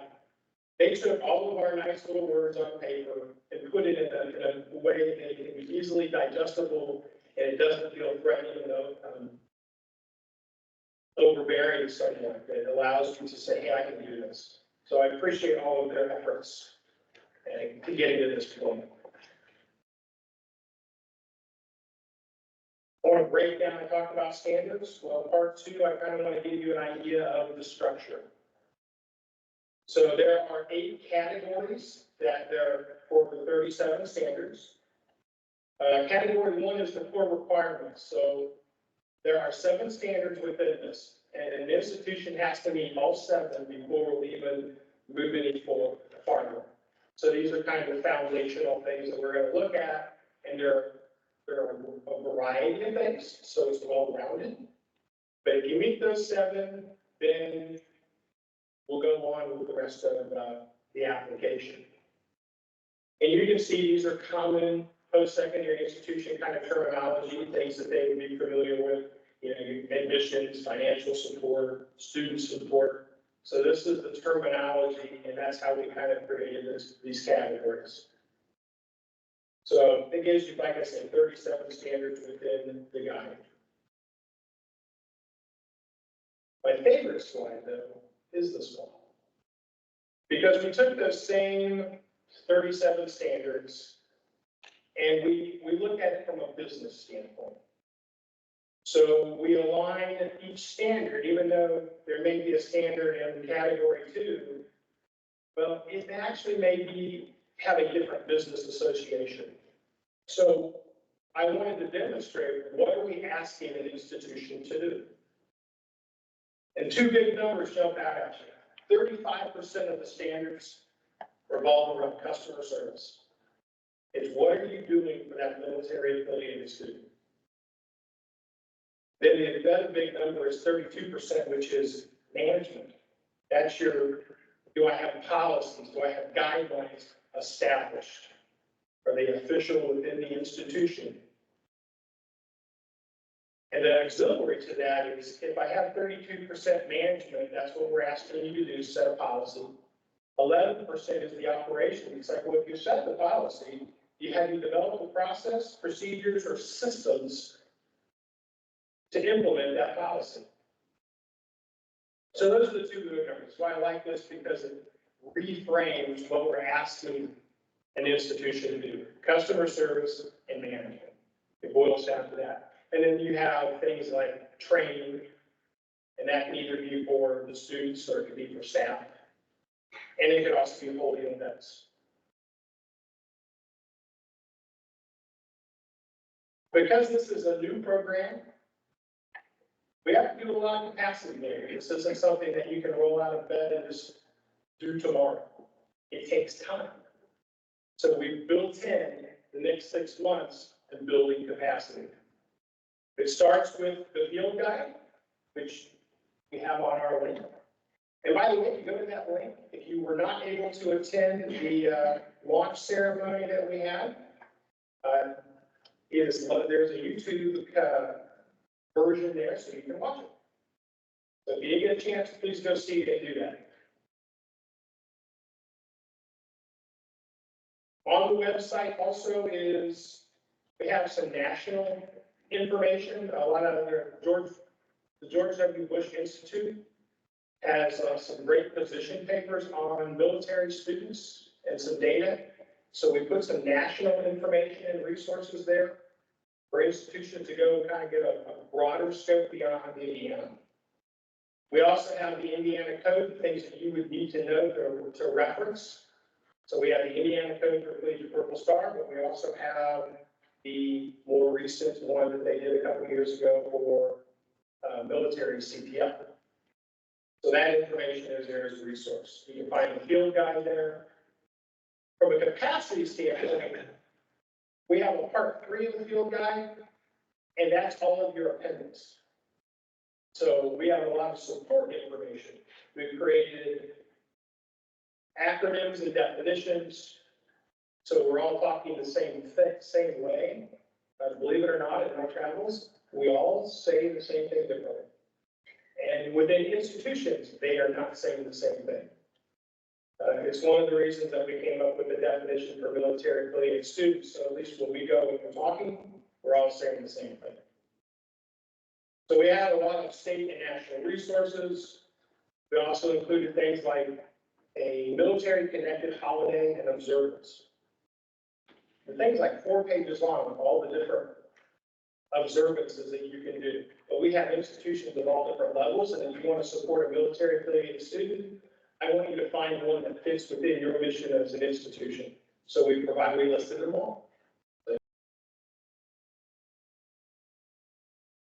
Post-secondary self-evaluation checklist.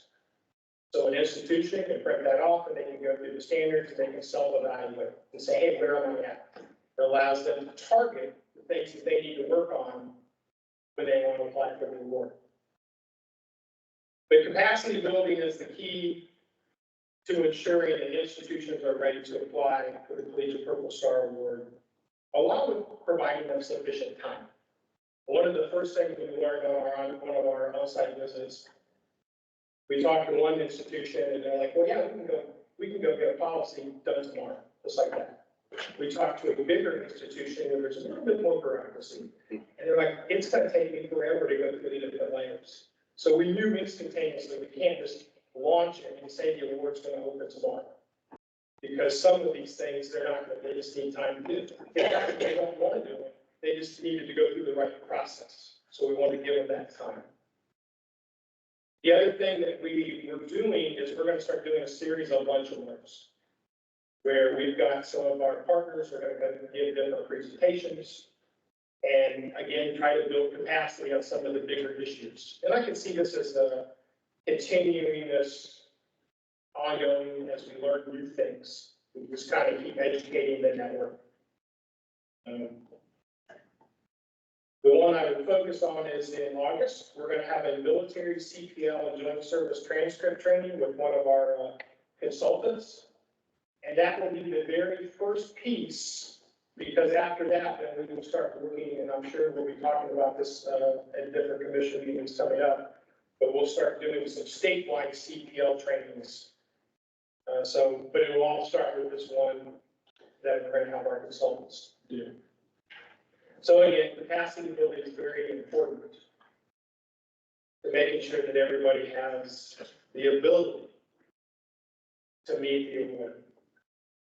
Because that's the ultimate goal. If we can move the needle a little bit, we can raise the whole boat. So I want to talk about the application process just briefly. It will begin in January 2025. That's when we will open it. And then probably in the spring of 2025, we'll be coming back to you guys and saying, hey, these are the people who will receive the award. So something to look forward to. There will be an application they submit, and then there'll also be specific documentation for each one of the standards that they will provide as well. So in some ways, it's almost like a certification. You're going to have to prove that you're doing something. There are some other states where it's just a simple checklist that they do it, they sign off, but no one ever verifies it. We're going to be able to basically put our seal next to it and say, this is accurate. So when a military affiliated student's looking for an institution and they want to go to one of the top tiers, they know that this stuff was being done because we have actually looked at it and guaranteed that it met the requirements. We're also in the process of developing the application. So again, we got 6 months, so we're still got some work to do. Developing the documentation list and an evaluation tool. And this whole entire evaluation will be done with a team between IDEA and CHE as part of the Indiana Code requirement. So we'll be in a group effort. And when we're done, we will provide everyone with an award letter. There'll be some kind of certification and other things that we haven't created yet. And one of the things that they actually requested in all of our different conversations were like, hey, will you give us a report when you're done? Not many people asked for a report, but it was something we were planning on doing, and it was nice that that's something that they want, because then they can share it internally within their institution. And if you're not meeting a specific standard, now you've got some backing to help go get support to be able to make a correction. That's the kind of the quick version of the process. This last slide is the actual certification levels. I told you early on that the task force wanted at least 3 tiers. So we thought long and hard when we went with basic, simple, 70%, 80%, 90%. Tier 3 is the lowest of the 3 tiers. We try that kind of more of the military student friendly. And you work your way up to tier 1, which is probably the highest that most will ever get. And that's student engaged. That's going to tell a military student that there's sufficient policies, procedures, practices, and implementation that's going to support their educational journey. We do have a special commission distinction because, we always want people to strive for the best. And so 100% is at the top. So if anybody gets that, then that's, we'll deal with that when it happens, but it's still there for someone to shoot for. The award is going to be for 3 years at a specific designated level. However, I recognize that there's going to be some institutions who, as they're going through the process, hey, I'm at 70% and I realize I'm only 1 or 2 standards away. I don't want to wait 3 years. No problem. Reapply next year. And we'll reevaluate you because our goal is to get you as high as possible. You have to earn it, but that's where we want you to be. So we want to give you avenues in which to keep reapplying and get the higher extension. With that, does anyone have any questions? Steve, great presentation. Have you shared with, or have you defined what the potential population or really selling to the institutions why it's to their advantage and what kind of what kind of student growth or enrollment growth they could enjoy as a result of this? What's the advantages to them? It's a great question, and I wish I had all of them. I'm a big person, I have it written down. Within the field guide, as I talked about that call to action, there's specific data answering that about why you want to have a military affiliated student on your campus. And there's a lot of different reasons. It depends on who you are, but if you're an administrator, they bring money with them. So for most of them, their educational experience is paid for. So that's always a benefit for an institution right away as to why you want to do it. But they trend higher with their GPAs. So if you're looking at an overall institution, you want to raise your GPA, go get more military affiliated students because they will help raise your vote. They tend to be older, so they also bring another layer of experience to the campus, to the classroom environment that maybe you're not getting. So those are some of the things that I remember off the top of my head, but there are some things in there about data, about the percentages and how that affects an institution. I apologize if I missed this, you covered it earlier. The communication plan for the potential students themselves, what does that look like? How are you getting the information out about this?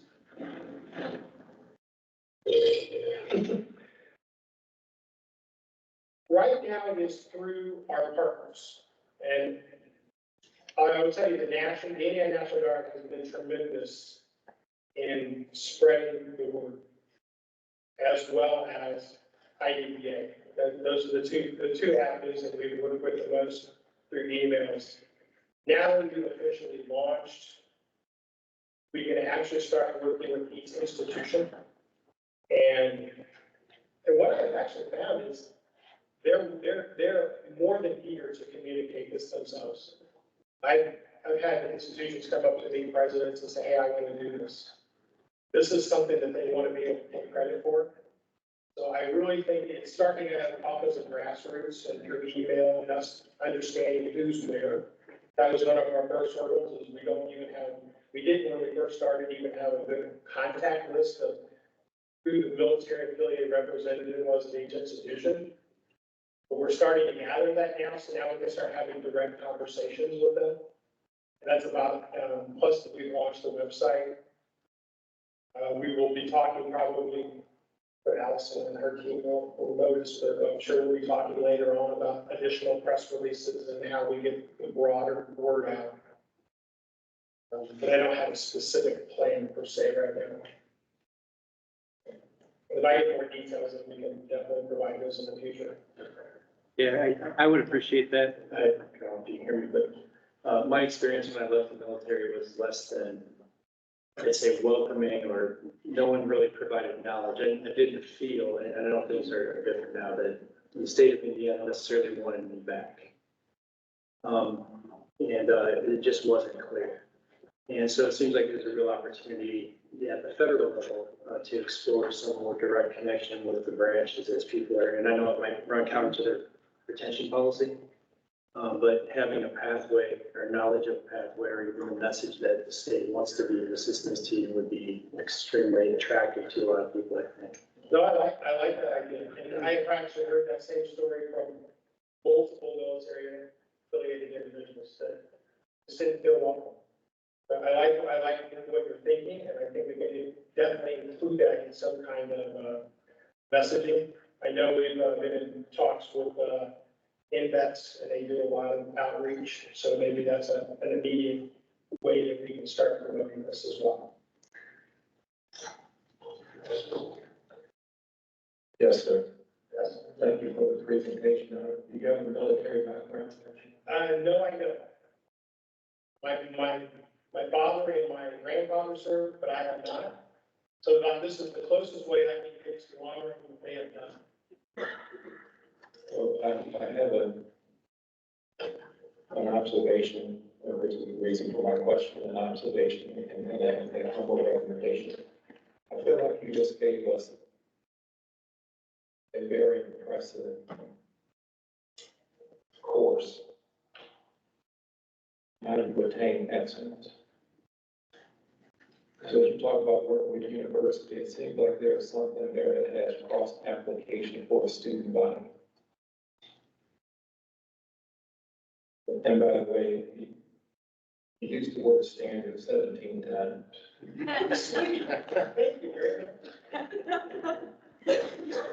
Well, thank you. And your statement, our goal is to get you as high as possible, but you have to earn it. I just think you laid out a program over the last 10 or 15 minutes where thousands, if not millions, of young people will go through an exercise and learn a whole lot about how life works.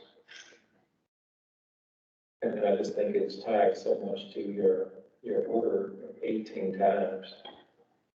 You said standard, then after the count, then you said 17 more times. I think so much about life is how we respond to a standard. Do you see it, and then how do you react? One of the greatest challenges that we deal with in society is that people are being told that there is no standard. Or people are told that I have a part of my quote unquote freedom is to ignore every standard that's put before me. If I get the freedom label on it, then it justifies me ignoring your instruction. I think there's a transformational opportunity because that's a big part of what I see is a challenge. How do you respond to a standard? Get up at 5 o'clock, I do it or I will not. Do this homework assignment, it's 100 pages of reading, I'll do it or I will not. But the standard is clear. So I think you have something to share with a lot of students on campuses, and not just for the military, but I think there are a lot of people that learn from what you all have gathered and put together. Thanks for indulging. Well, thank you for your kind words. Thank you, Steve and Stacy. Appreciate it. I will now ask Brooke Kyle, Associate Commissioner for Business Intelligence, to provide an update on Indiana's college showing rate. Thank you, Brooke. Thank you, Madam Chair. Good morning. I'm here today to talk about the college going rate that the commission will publish sometime next week. In front of you, you have a handout that says data at a glance. This will also be published with the press release next week. So today is a preview of what we will be releasing. The college going rate, as a reminder, is the percent of students who enroll in post-secondary institutions within 1 year of high school graduation. This includes both public and private institutions in the state of Indiana, as well as outside of the state of Indiana. The commission leverages its data partnership with the National Student Clearinghouse. So this is a representation of about 99.9% of institutions. So this year we've seen 53% of our 2022 high school cohort enrolled in a post-secondary education program within 1 year graduating high school. One thing that we're continuing to look at with this trend of state stability is good. As Commissioner Lowry says, we're pleased but not satisfied. We're looking at the incoming high school cohort sizes. So one thing we noticed this year is that the 2022 cohort was larger than the prior year. So even though the college going rate held steady at 53%, we actually lost a number of students, first-time students enrolling from a headcount perspective. So the business intelligence team is looking at the upcoming cohort sizes and plans to be doing some modeling of if we were to stay steady, increase, decrease, what that means for some enrollment implications going forward. We're very excited this year to be able to apply the college going rate methodology to our CTE population. The The CTE team has definitely published outcomes about their students for many, many years, but we've never had the opportunity to apply the same methodology of college going rates to this group of students. And so we looked at 2 years of data just to see some trends, and for the same cohort, 2022, our CTE students were concentrators, were completers. So those are students who, they didn't just take one course, they were active on a pathway. Their college going rate was 47%. And I think this is really important data for us to keep in mind. I've been at the commission now about 6 months, and I've heard a few times that, well, CTE students aren't interested in post-secondary institution. And this data says that's not true. And we are supportive of building CTE pathways that encourage students to get some sort of post-secondary education after high school.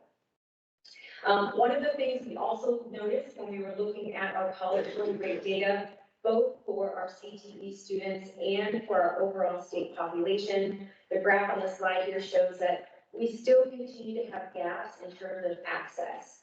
And those access gaps continue to be our Black African American students and our Hispanic Latino students. In accordance, or also reflecting the national narrative, our male students are increasingly choosing not to participate in post-secondary education. So we'll get to a little bit later some of the strategies the commission is looking at, but we are continuing to monitor and watch and try to think of initiatives to increase the college going rate of our men. What do you mean by gaps by demographic? So if you look at the slide, for example, if our overall CTE college going rate is 47%, white students have 48%, and then we see for our Hispanic Latino students is only 41%. So there's a gap there.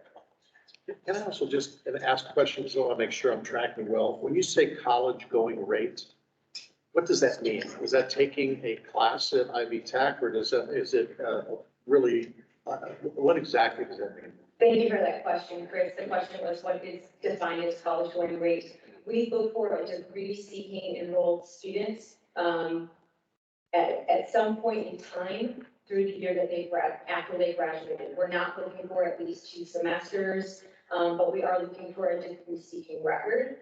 We will look at in just a little bit about persistence, and that's another measure of how we are tracking our college attainment goals. Does that help? Is that 2 years and up then? It would be our 4-year institutions, 2-year institutions, but it could include a 1-year certificate if it's degree seeking, 18-month certificate if it's degree seeking, so anything credit bearing. And small populations is like, Good question. Small populations from the race and ethnicity,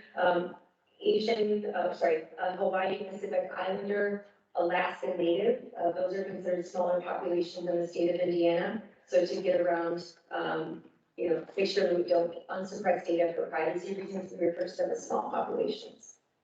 So last comment. Last comment. Is it on this slide? Yes, okay.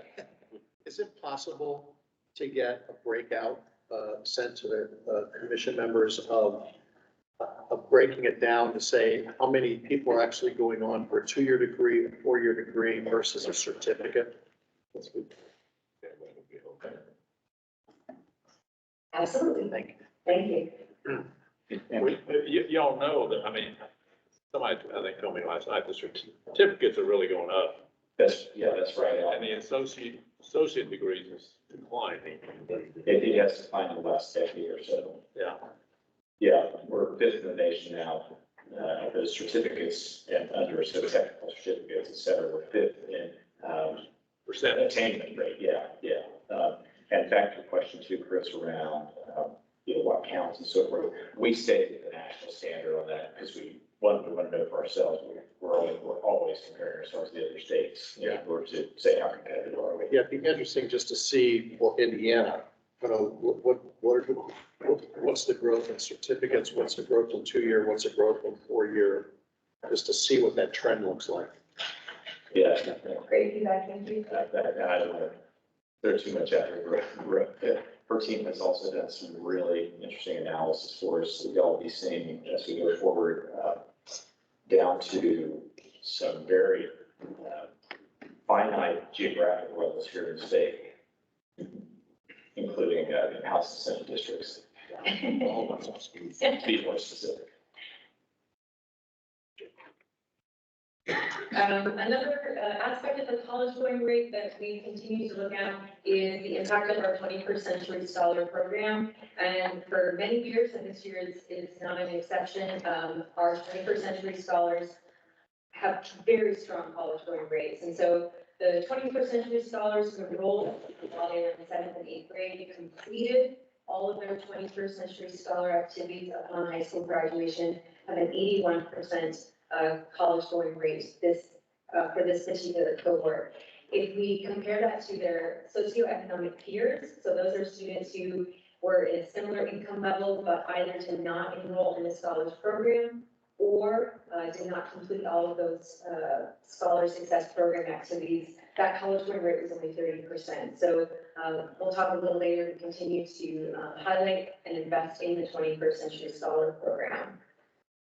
The other important thing for the commission and commission members to understand is also where our students are going. And I think Chris and Alan kind of just mentioned this, where are our students enrolling, what types of degrees are they pursuing. So for the 2022 high school graduation cohort, 27% of those students enrolled in a public four-year institution, 10% enrolled in a two-year public institution.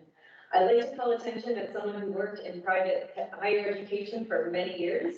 The Indiana private independent colleges accounted for 8% of our college going rate this year. So although the commission is not a coordinating board for those institutions, those are still important to the Indiana landscape and ecosystem, and we're grateful for their work.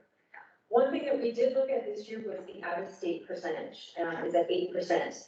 This is the highest out-of-state percentage that we've seen in the last several years. And what this ends up meaning is that our college going rate only held steady because our out-of-state enrollment increased a little bit. As one of my directors had said to the staff, 1 year is not a trend. So we are not necessarily sounding the alarm, but we are definitely looking at what sort of early indicator data we can get from the 2023 and 2024 cohort to look at attendance patterns to see if we need to involve or do any sort of special initiatives to encourage students to stay in Indiana. And Blair, I might add that I know you all are aware of this, that when you think of this is 2022. So think of those graduates. The various initiatives, I'm going to repeat them all, that we've been bringing forward to you all, the 7 Hope Agenda goals, those initiatives, the strategic management plan, we now have executing against those, early indicators like enrollment increases, et cetera. All of those things have been aimed squarely at this, the undergoing rate, plus completion, grad retention, et cetera. So as we get the 23 data in, it makes it crazy that all of this lags so long. I mean, I look at this and I go, gosh, that's when y'all asked me to do this job. But that's what we've got. You know, we expect to see those changes forthcoming. The other component of the college going report is looking at the performance and persistence of the high school cohort that entered the year before. So we're looking at now the 2021 cohort. We're excited to report that over 50% of that cohort who did enroll in college successfully completed the 3 success benchmarks, which means that they did not need remediation. They completed all the coursework attempted, and that they persisted to the second year, whether that meant they persisted at the same institution or they persisted at another Indiana public institution. We are also very excited to see that the 2022 high school cohort or 2021 high school cohort that did enroll in college had the highest persistence rate we've seen in over 10 years. We have to go back to 2009 in order to see, I love it. In order to see that. So we're again looking at what can we look at from an early indicator perspective to get a better sense of the next couple of years cohort, but very exciting news. And just really quickly, Chris, I heard you say data dollar error or something like that. In fact, I say I was in that remark. But I'm really glad, Blair, keep saying it. Sorry. Have to have Brooke pointed this out, because we're wanting to look at early indicators as often as possible. So enrollment should be a predicate, we believe, to the next going rate the 7 members would get. Persistence should serve as the predicate around that rate of completion that we were talking about earlier, and not having to wait so blasted long to make adjustments to our strategies and initiatives. And so again, as Commissioner Lowry mentioned, we have a lot of different initiatives that are aimed at the college going rate, ensuring access, removing barriers. We will continue the pre-admission letters, continued expansion of the Indiana College Core. On your handout here, you can see the increase in the number of students who have completed the Indiana College Core. When we release the dashboard next week, we'll have a longitudinal look at college scoring rates by the Indiana College Core earners. Far and away, the best indicator of college scoring is that Indiana College Core earning. I think when I looked at this in the high 80s or 90s. And then lastly, the other priorities that we have for the commission, OBPF and metrics. We are using the funding formula to incentivize campus prioritization of particularly low-income youth enrollments to help with the college scoring rates, and then also prioritizing adult enrollment. Although that won't happen within 1 year after high school graduation, we are still wanting institutions to welcome back students who stopped out and maybe want a pathway back. Are there any questions? Thank you. Thank you, Brett. And I would now like to welcome Rajinder Kher, Associate Commissioner for Business Enterprise Solutions and Chief Technology Officer, to join Brooke to provide an update on the CHE data strategy. As Rajendra's coming up, I set to we think Brooke and Rajendra did a great job. The only thing I'm suffering through is my good friend Dan Elsner still has not forgiven me for us luring Brooke over from Marion University to our team. I spent a couple hours with him the other day, whiteboarding and brainstorming, and I finally asked him if he'd quit asking me about it. So. All right. So today, Rajinder and I are here to talk about, or actually preview with the commission members, a formalized data strategy that will be articulated in the October State of Higher Education report. This has been mentioned a couple times. I'll talk about it a little bit later. The commission is transitioning from producing these really intensive, big research reports. We'll still have a few of them, but we're transitioning into a comprehensive annual report, similar to like you would see at a large organization of what have we done this year? What does it look like ahead? How are we adjusting our strategy to do that? And a big piece of that is our data strategy. And I wanted to talk a little bit about today what that data strategy looks like. So data strategy is important for two key reasons, and I kind of thinking of it like enveloping two arms. So on one arm, your data strategy makes sure that the organization has the tools, technology to complete its functional business tasks to continue working on the strategic initiatives. So that's one key piece. The other really important piece of the data strategy is to make sure that the organization can measure the impact of those functional activities. And so we're going to talk a little bit about today, what does that look like for the commission in the coming year? I'm going to step back and talk a little bit about Commissioner Lowry's data vision. A data strategy can take many shapes and sizes, and so it is ultimately guided by a vision. And Commissioner Lowry has talked several times about his vision, and I'd like to break it down into just 3 components. One, optimize operations. That's probably in every single organization's data strategy. We know this. We are a state agency. We are called to be responsible stewards of state taxpayer dollars, of the resources that we have. I like to say we are expected and we strive to do more with less. And that's part of the data strategy is how do we do that? The second part of our data strategy or data vision is going, Commissioner Lowry said a lot, from leading, lagging, forecasting. What this really represents for the commission is the next step in a data maturity model. And in order to do that, we need to have a data strategy to say, this is where we want to go. This is the vision that we have. What sort of foundational pieces do we need to put in place to achieve that? And then finally, part of our data vision is how the organization or how the commission is going to create value from data. And I want to spend a little bit of time on this as a reminder or maybe a refresher. Data by itself has no intrinsic value. It is the organization that assigns and creates value to its data. And successful organizations are the ones that know how to maximize the creation of value from their data. And that's really the charge that Commissioner Lowry has put us on. And so when we talk about creating data value, I really like what Tony said earlier about actionability, transparency. I like to think of it in three key terms: usable, useful, and used. Is it usable? Can people access it? Is it stored on someone's spreadsheet that no one else has access to? Or is it an integrated part of your data ecosystem? Is it useful? Can you go to someone and say, hey, do you know what this data point means? And have you used it in the last 5 years? And if the answer is no, we have to start asking some data value questions. And a good organization should know the value of every single piece of data it has and where it fits into the ecosystem. And then finally, is it used?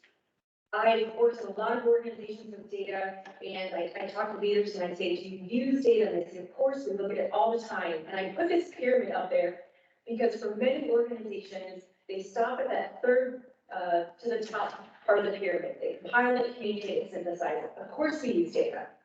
What we're interested in now is action. And Tony made mention to it earlier with the CTE data. We're also looking at it for the commission. How do we act on data in a responsible way that is advancing our strategic initiatives? So I'm going to hand it over to Virginia to talk about the first couple of components of our data strategy.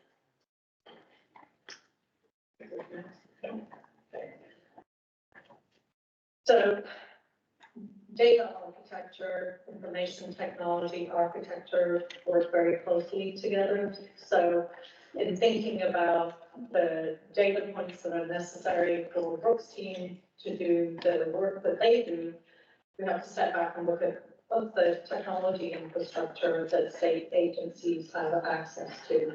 We work very closely with the Indiana Office of Technology, a 400+ strong team. So I wanted to give a little bit of a backdrop behind enterprise IT architecture. So enterprise IT architecture speaks to the processes, tools, and standards again that an organization should use to meet its business objectives. So, the architecture might tell us state agencies, here are the database platforms we may use to do the work. That's not to say enterprise IT architecture doesn't change and evolve as an organization's needs change and new products and tools come out into the marketplace. But for the time being, we work within the state's enterprise IT architecture, working closely with the Indiana Office of Technology. Our applications are, for the most part, hosted with the Indiana Office of Technology, and we work with their system administrators and network engineers, project managers, and deputy directors in the CTO capacity at the Office of Technology. And yet again, another pyramid. So you can imagine that the business needs drive the need and hunger for data. Speaking to data governance and IT governance, the applications hold the data most of the time. Sometimes there's data that's literally on paper or in other forms, but most of the time it's eventually ingested into some kind of software applications. And then the software applications nested on technology infrastructure, which is the foundation for where the data lives, where it's used, where it's ingested and consumed. So data management, that's probably an area where I think our teams overlap a little. And we've worked recently to find some opportunities to streamline the work of Brooks' team so that they can save some time As part of that work, though, we have to work with the Indiana Office of Technology, use the governance risk and compliance platform to show that, hey, the commission is taking a slight risk here because we're doing something in a fashion that's not advised by IoT, but we decided we'll take the risk on, we'll allow Brooks team to be more efficient with something that they're doing on a routine basis. I point that out to show that while we lean on the Office of Technology, we have to use the governance risk and compliance platform. There are times when it's okay for us to color outside the lines, as long as we've documented and accepted the risk to do so. I'll stop there for a moment in case there's any questions.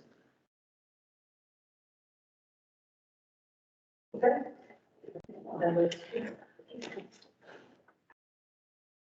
So Virginia just mentioned data governance. This is a really key, important thing for the organization. In the macro level, data governance is how an organization accesses, uses, shares, and monitors its data. What I'd like to think of it more of is that it makes sure that business processes don't stop every single time there's a question about data. So you can imagine someone goes to Virginia and says, hey, do we have X data? The wheel stops. We have to go find someone because nothing's documented, or we have to go find someone who's working the longest.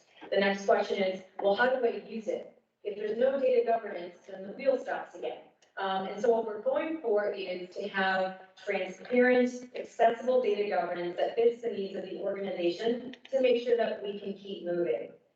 Another piece of our data governance, which will be somewhat of a shift, is going from more data to better data. We recognize as the commission that we are part of a larger state longitudinal data system. So the idea that we're going to stop collecting lots of data is probably not going to happen. However, internally, we have the choice to make a strategic decision to say, we want better data and we want to focus on that. Again, going back to policies and procedures, I had a long history of writing policies and procedures, and I know that they can get unwieldy. And some people, when they think of data governance, they think of someone wrote a 500-page data cookbook that defined every single data element down to its metadata. That is not the direction that the commission is going. Again, we're looking for succinct, concise. I love working with Virginia. There's no fluff with Virginia. It's just to the point, and that's what we're going for with our data governance processes. And then finally, using technology to streamline and share information. I've been around a number of organizations where I listen to their data governance structure, data governance practices, and I say, wow, you could lift that practice from 2024, drop it back in 1985, and it would still work. That is a data governance practice, but it's also really inefficient. And one of our charges is to create efficiency. So we are looking at using existing technologies, not necessarily purchasing new ones, existing technologies to facilitate our data governance processes. And then finally, what sort of wraps up our vision for the data strategy is a move to business intelligence. Before I joined the commission, sometimes last summer or late fall, Commissioner Lowry leadership decided to move the policy and research team, reorganize it into business intelligence. This is not semantics. This is a very intentional data strategy. And when we shift from research to business intelligence, we as an organization say, okay, our lens for creating value in data shifts a little bit because some data has really high value for a research lens, but other data has really high value for a business intelligence lens. We recognize the need for both. We're not abandoning research, but as Commissioner Lowry has said, we need to start prioritizing the data that's going to lead us to business intelligence, and that's timely data, actionable data, trustworthy data. So again, as I mentioned earlier, part of the business intelligence shift will preserve our high impact reporting, college scoring reports, enrollment reports. We're going to reimagine that annual report. And then again, as Commissioner Lowry said, exploring opportunities for fresh data. The college going rate data was based on 2022 high school cohort data. There is timelier data available. We are exploring it and we need to get it.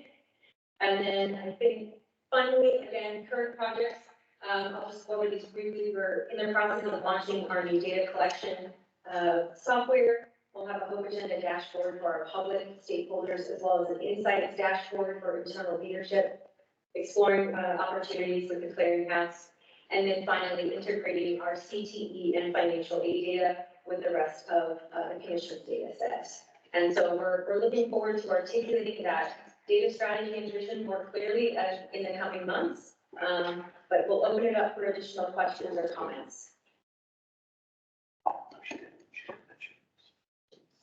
Keep working, agenda.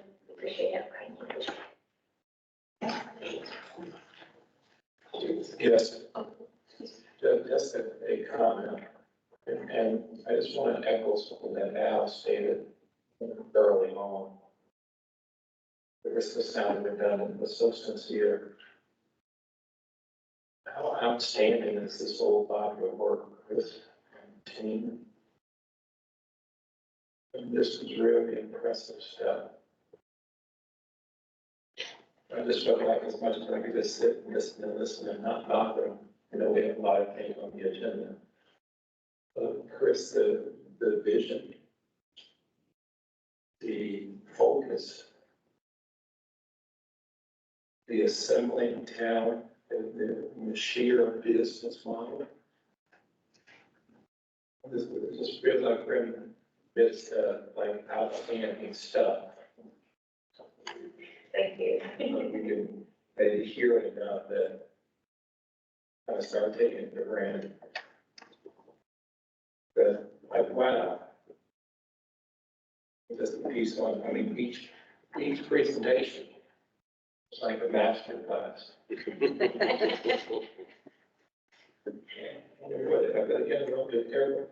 one of those presentation, brilliant. This presentation, brilliant. Purple star. Yeah, kudos. So just keep leading, keep charging. That's how transformative things happen when people are just thinking out of the box. They're focused, they're committed, dedicated. So, man, outstanding statement again, and the jewel. Thank you. I second. That's just second.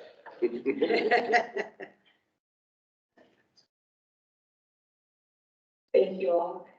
Next, I will invite Dr. Ken Sauer, Senior Associate Commissioner and Chief Academic Officer, to provide the Academic Affairs and Quality Committee report. Actually, I think we started off with committee chair Blaine. Speaking of which, there's the goat. Right on, you should. I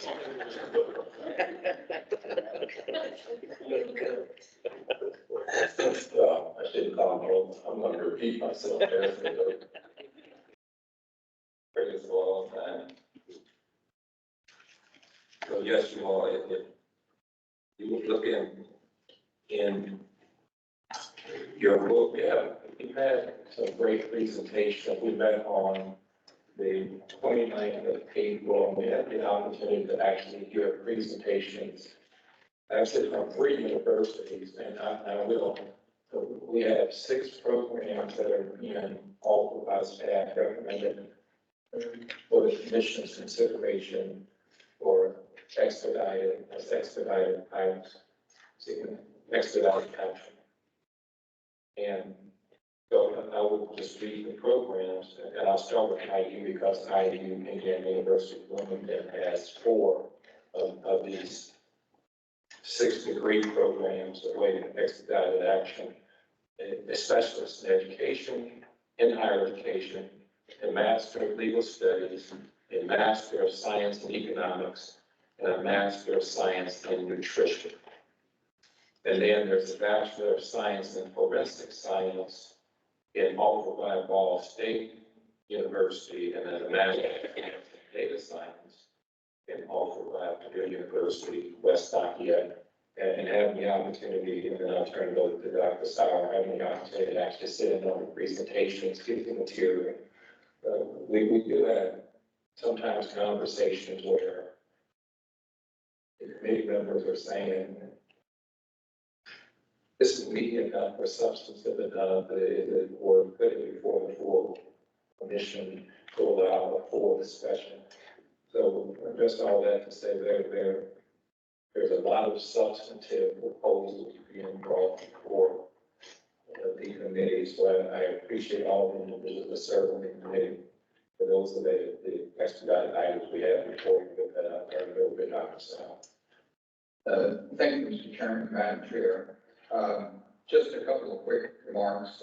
First of all, as a part of the program reviews of these new proposals that come to the commission, we also look at related programs and look at their enrollment trends and other questions about them. And in several instances concerning programs that are before we now, we've asked the institutions that have proposed these new programs to look at a couple of existing programs with respect to their future viability. And that happens as a part of the new program review process. And just wanted to let you know about that. And there are several references to program reviews in the expedited item write-up. The committee also discussed a survey that has gone out to the institutions in connection with the Higher Learning Commission's new policies and guidelines with respect to qualifying faculty to teach dual credit courses. These new policies and guidelines allow the institutions to have some greater flexibility with respect to how to qualify dual credit faculty. So what we wanted to do was to see how the institutions were interpreting these new policies and guidelines so that we could achieve some consistency and avoid any confusion in the field with respect to how one becomes a qualified faculty member to teach dual credit classes. Lastly, the commissioner started the meeting off by calling attention to the quality of some new staff hires in academic affairs, and certainly second those remarks. I would point out that one of those new hires, Jordan Gusich, is finishing up his PhD in higher education. And he is completing that program at Bloomington, and more specifically to the Department of Educational Leadership and Policy Studies, which Dr. Lockmiller chairs. So my thanks to Chad and his colleagues in the department for giving us some first-rate graduates to hire. Thank you. Thank you, Dr. Sauer. And as alluded to, we do now have some academic programs for expedited action listed in your agenda book beginning on page 27. If there are no questions, may I have a motion? So moved. A second? Second. All in favor? Aye. The project is approved. And now we will move on to Seth Henshaw, Senior Associate Commissioner and Chief Financial Officer, to provide the Budget and Productivity Committee report.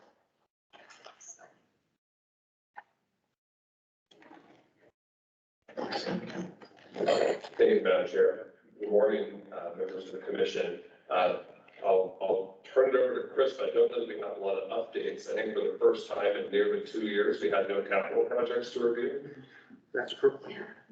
That's correct. No capital projects to review. I do want to underscore though that Seth has sent out some dates and requests for a group that we're putting together to help inform the budget committee on develop kind of a new and more streamlined and thoughtful process of engaging with our partners on budget items during as we move forward.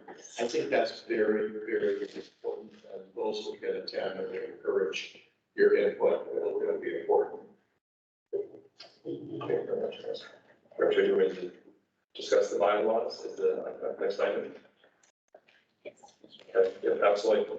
So members of the commission, in your packet, I believe on page 22, you will see the updated version of commission bylaws We discussed this at the March Commission meeting. The only substantive change we're finding here is found in Article 8, the budget and expenditures section of the bylaws.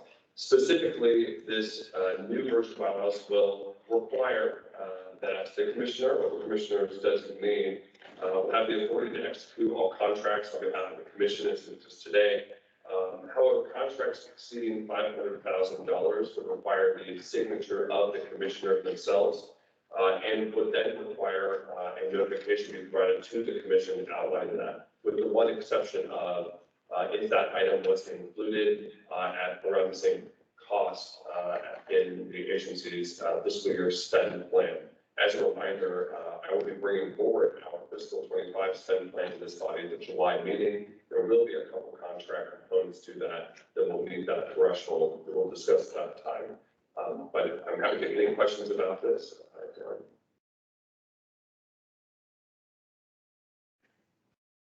Just a couple of thinking things. I'm sure you noticed Article 2, 4, there's just a formatting issue there.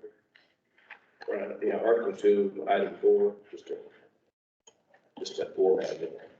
Oh. Yeah, we'll get that cleaned up. Thank you very much. And then Article 2, Item 8 and 12. So are we required, I mean, we say there that it must be present in person for a quorum. So that would exclude telephonic people, but then in 12, we give the commission chair the option. I mean, do we need to have both of those? Can we just go ahead and say that it's acceptable? I'll defer to Josh on that one. Thank you very much. Yeah, we needed to address this financial issue. There are other issues that bylaws that we recognize, and we come back with a cleanup version addressing those. If you remember, right before we went out for the pandemic, we made some changes. Those expired, and that's led to some incongruencies on that. But we are governed in terms of quorum meetings by state law on that, so that gets precedent right now. I thought maybe it's, okay, thank you.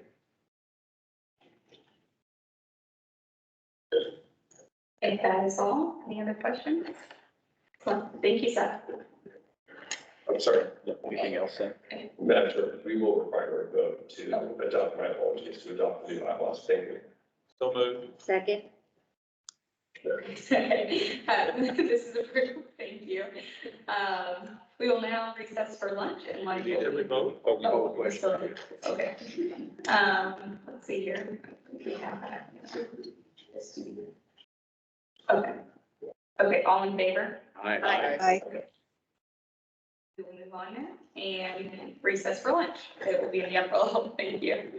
Lunch will be upstairs. We're gonna have joint lunch, everybody. And if you walk around the room that's there on the backside, that'll feed you to the line. We'll have everything set for you. I'll be up there. Yes, okay. That's it. So Chris, what, do you think will be earlier than 2:15? I think we will be.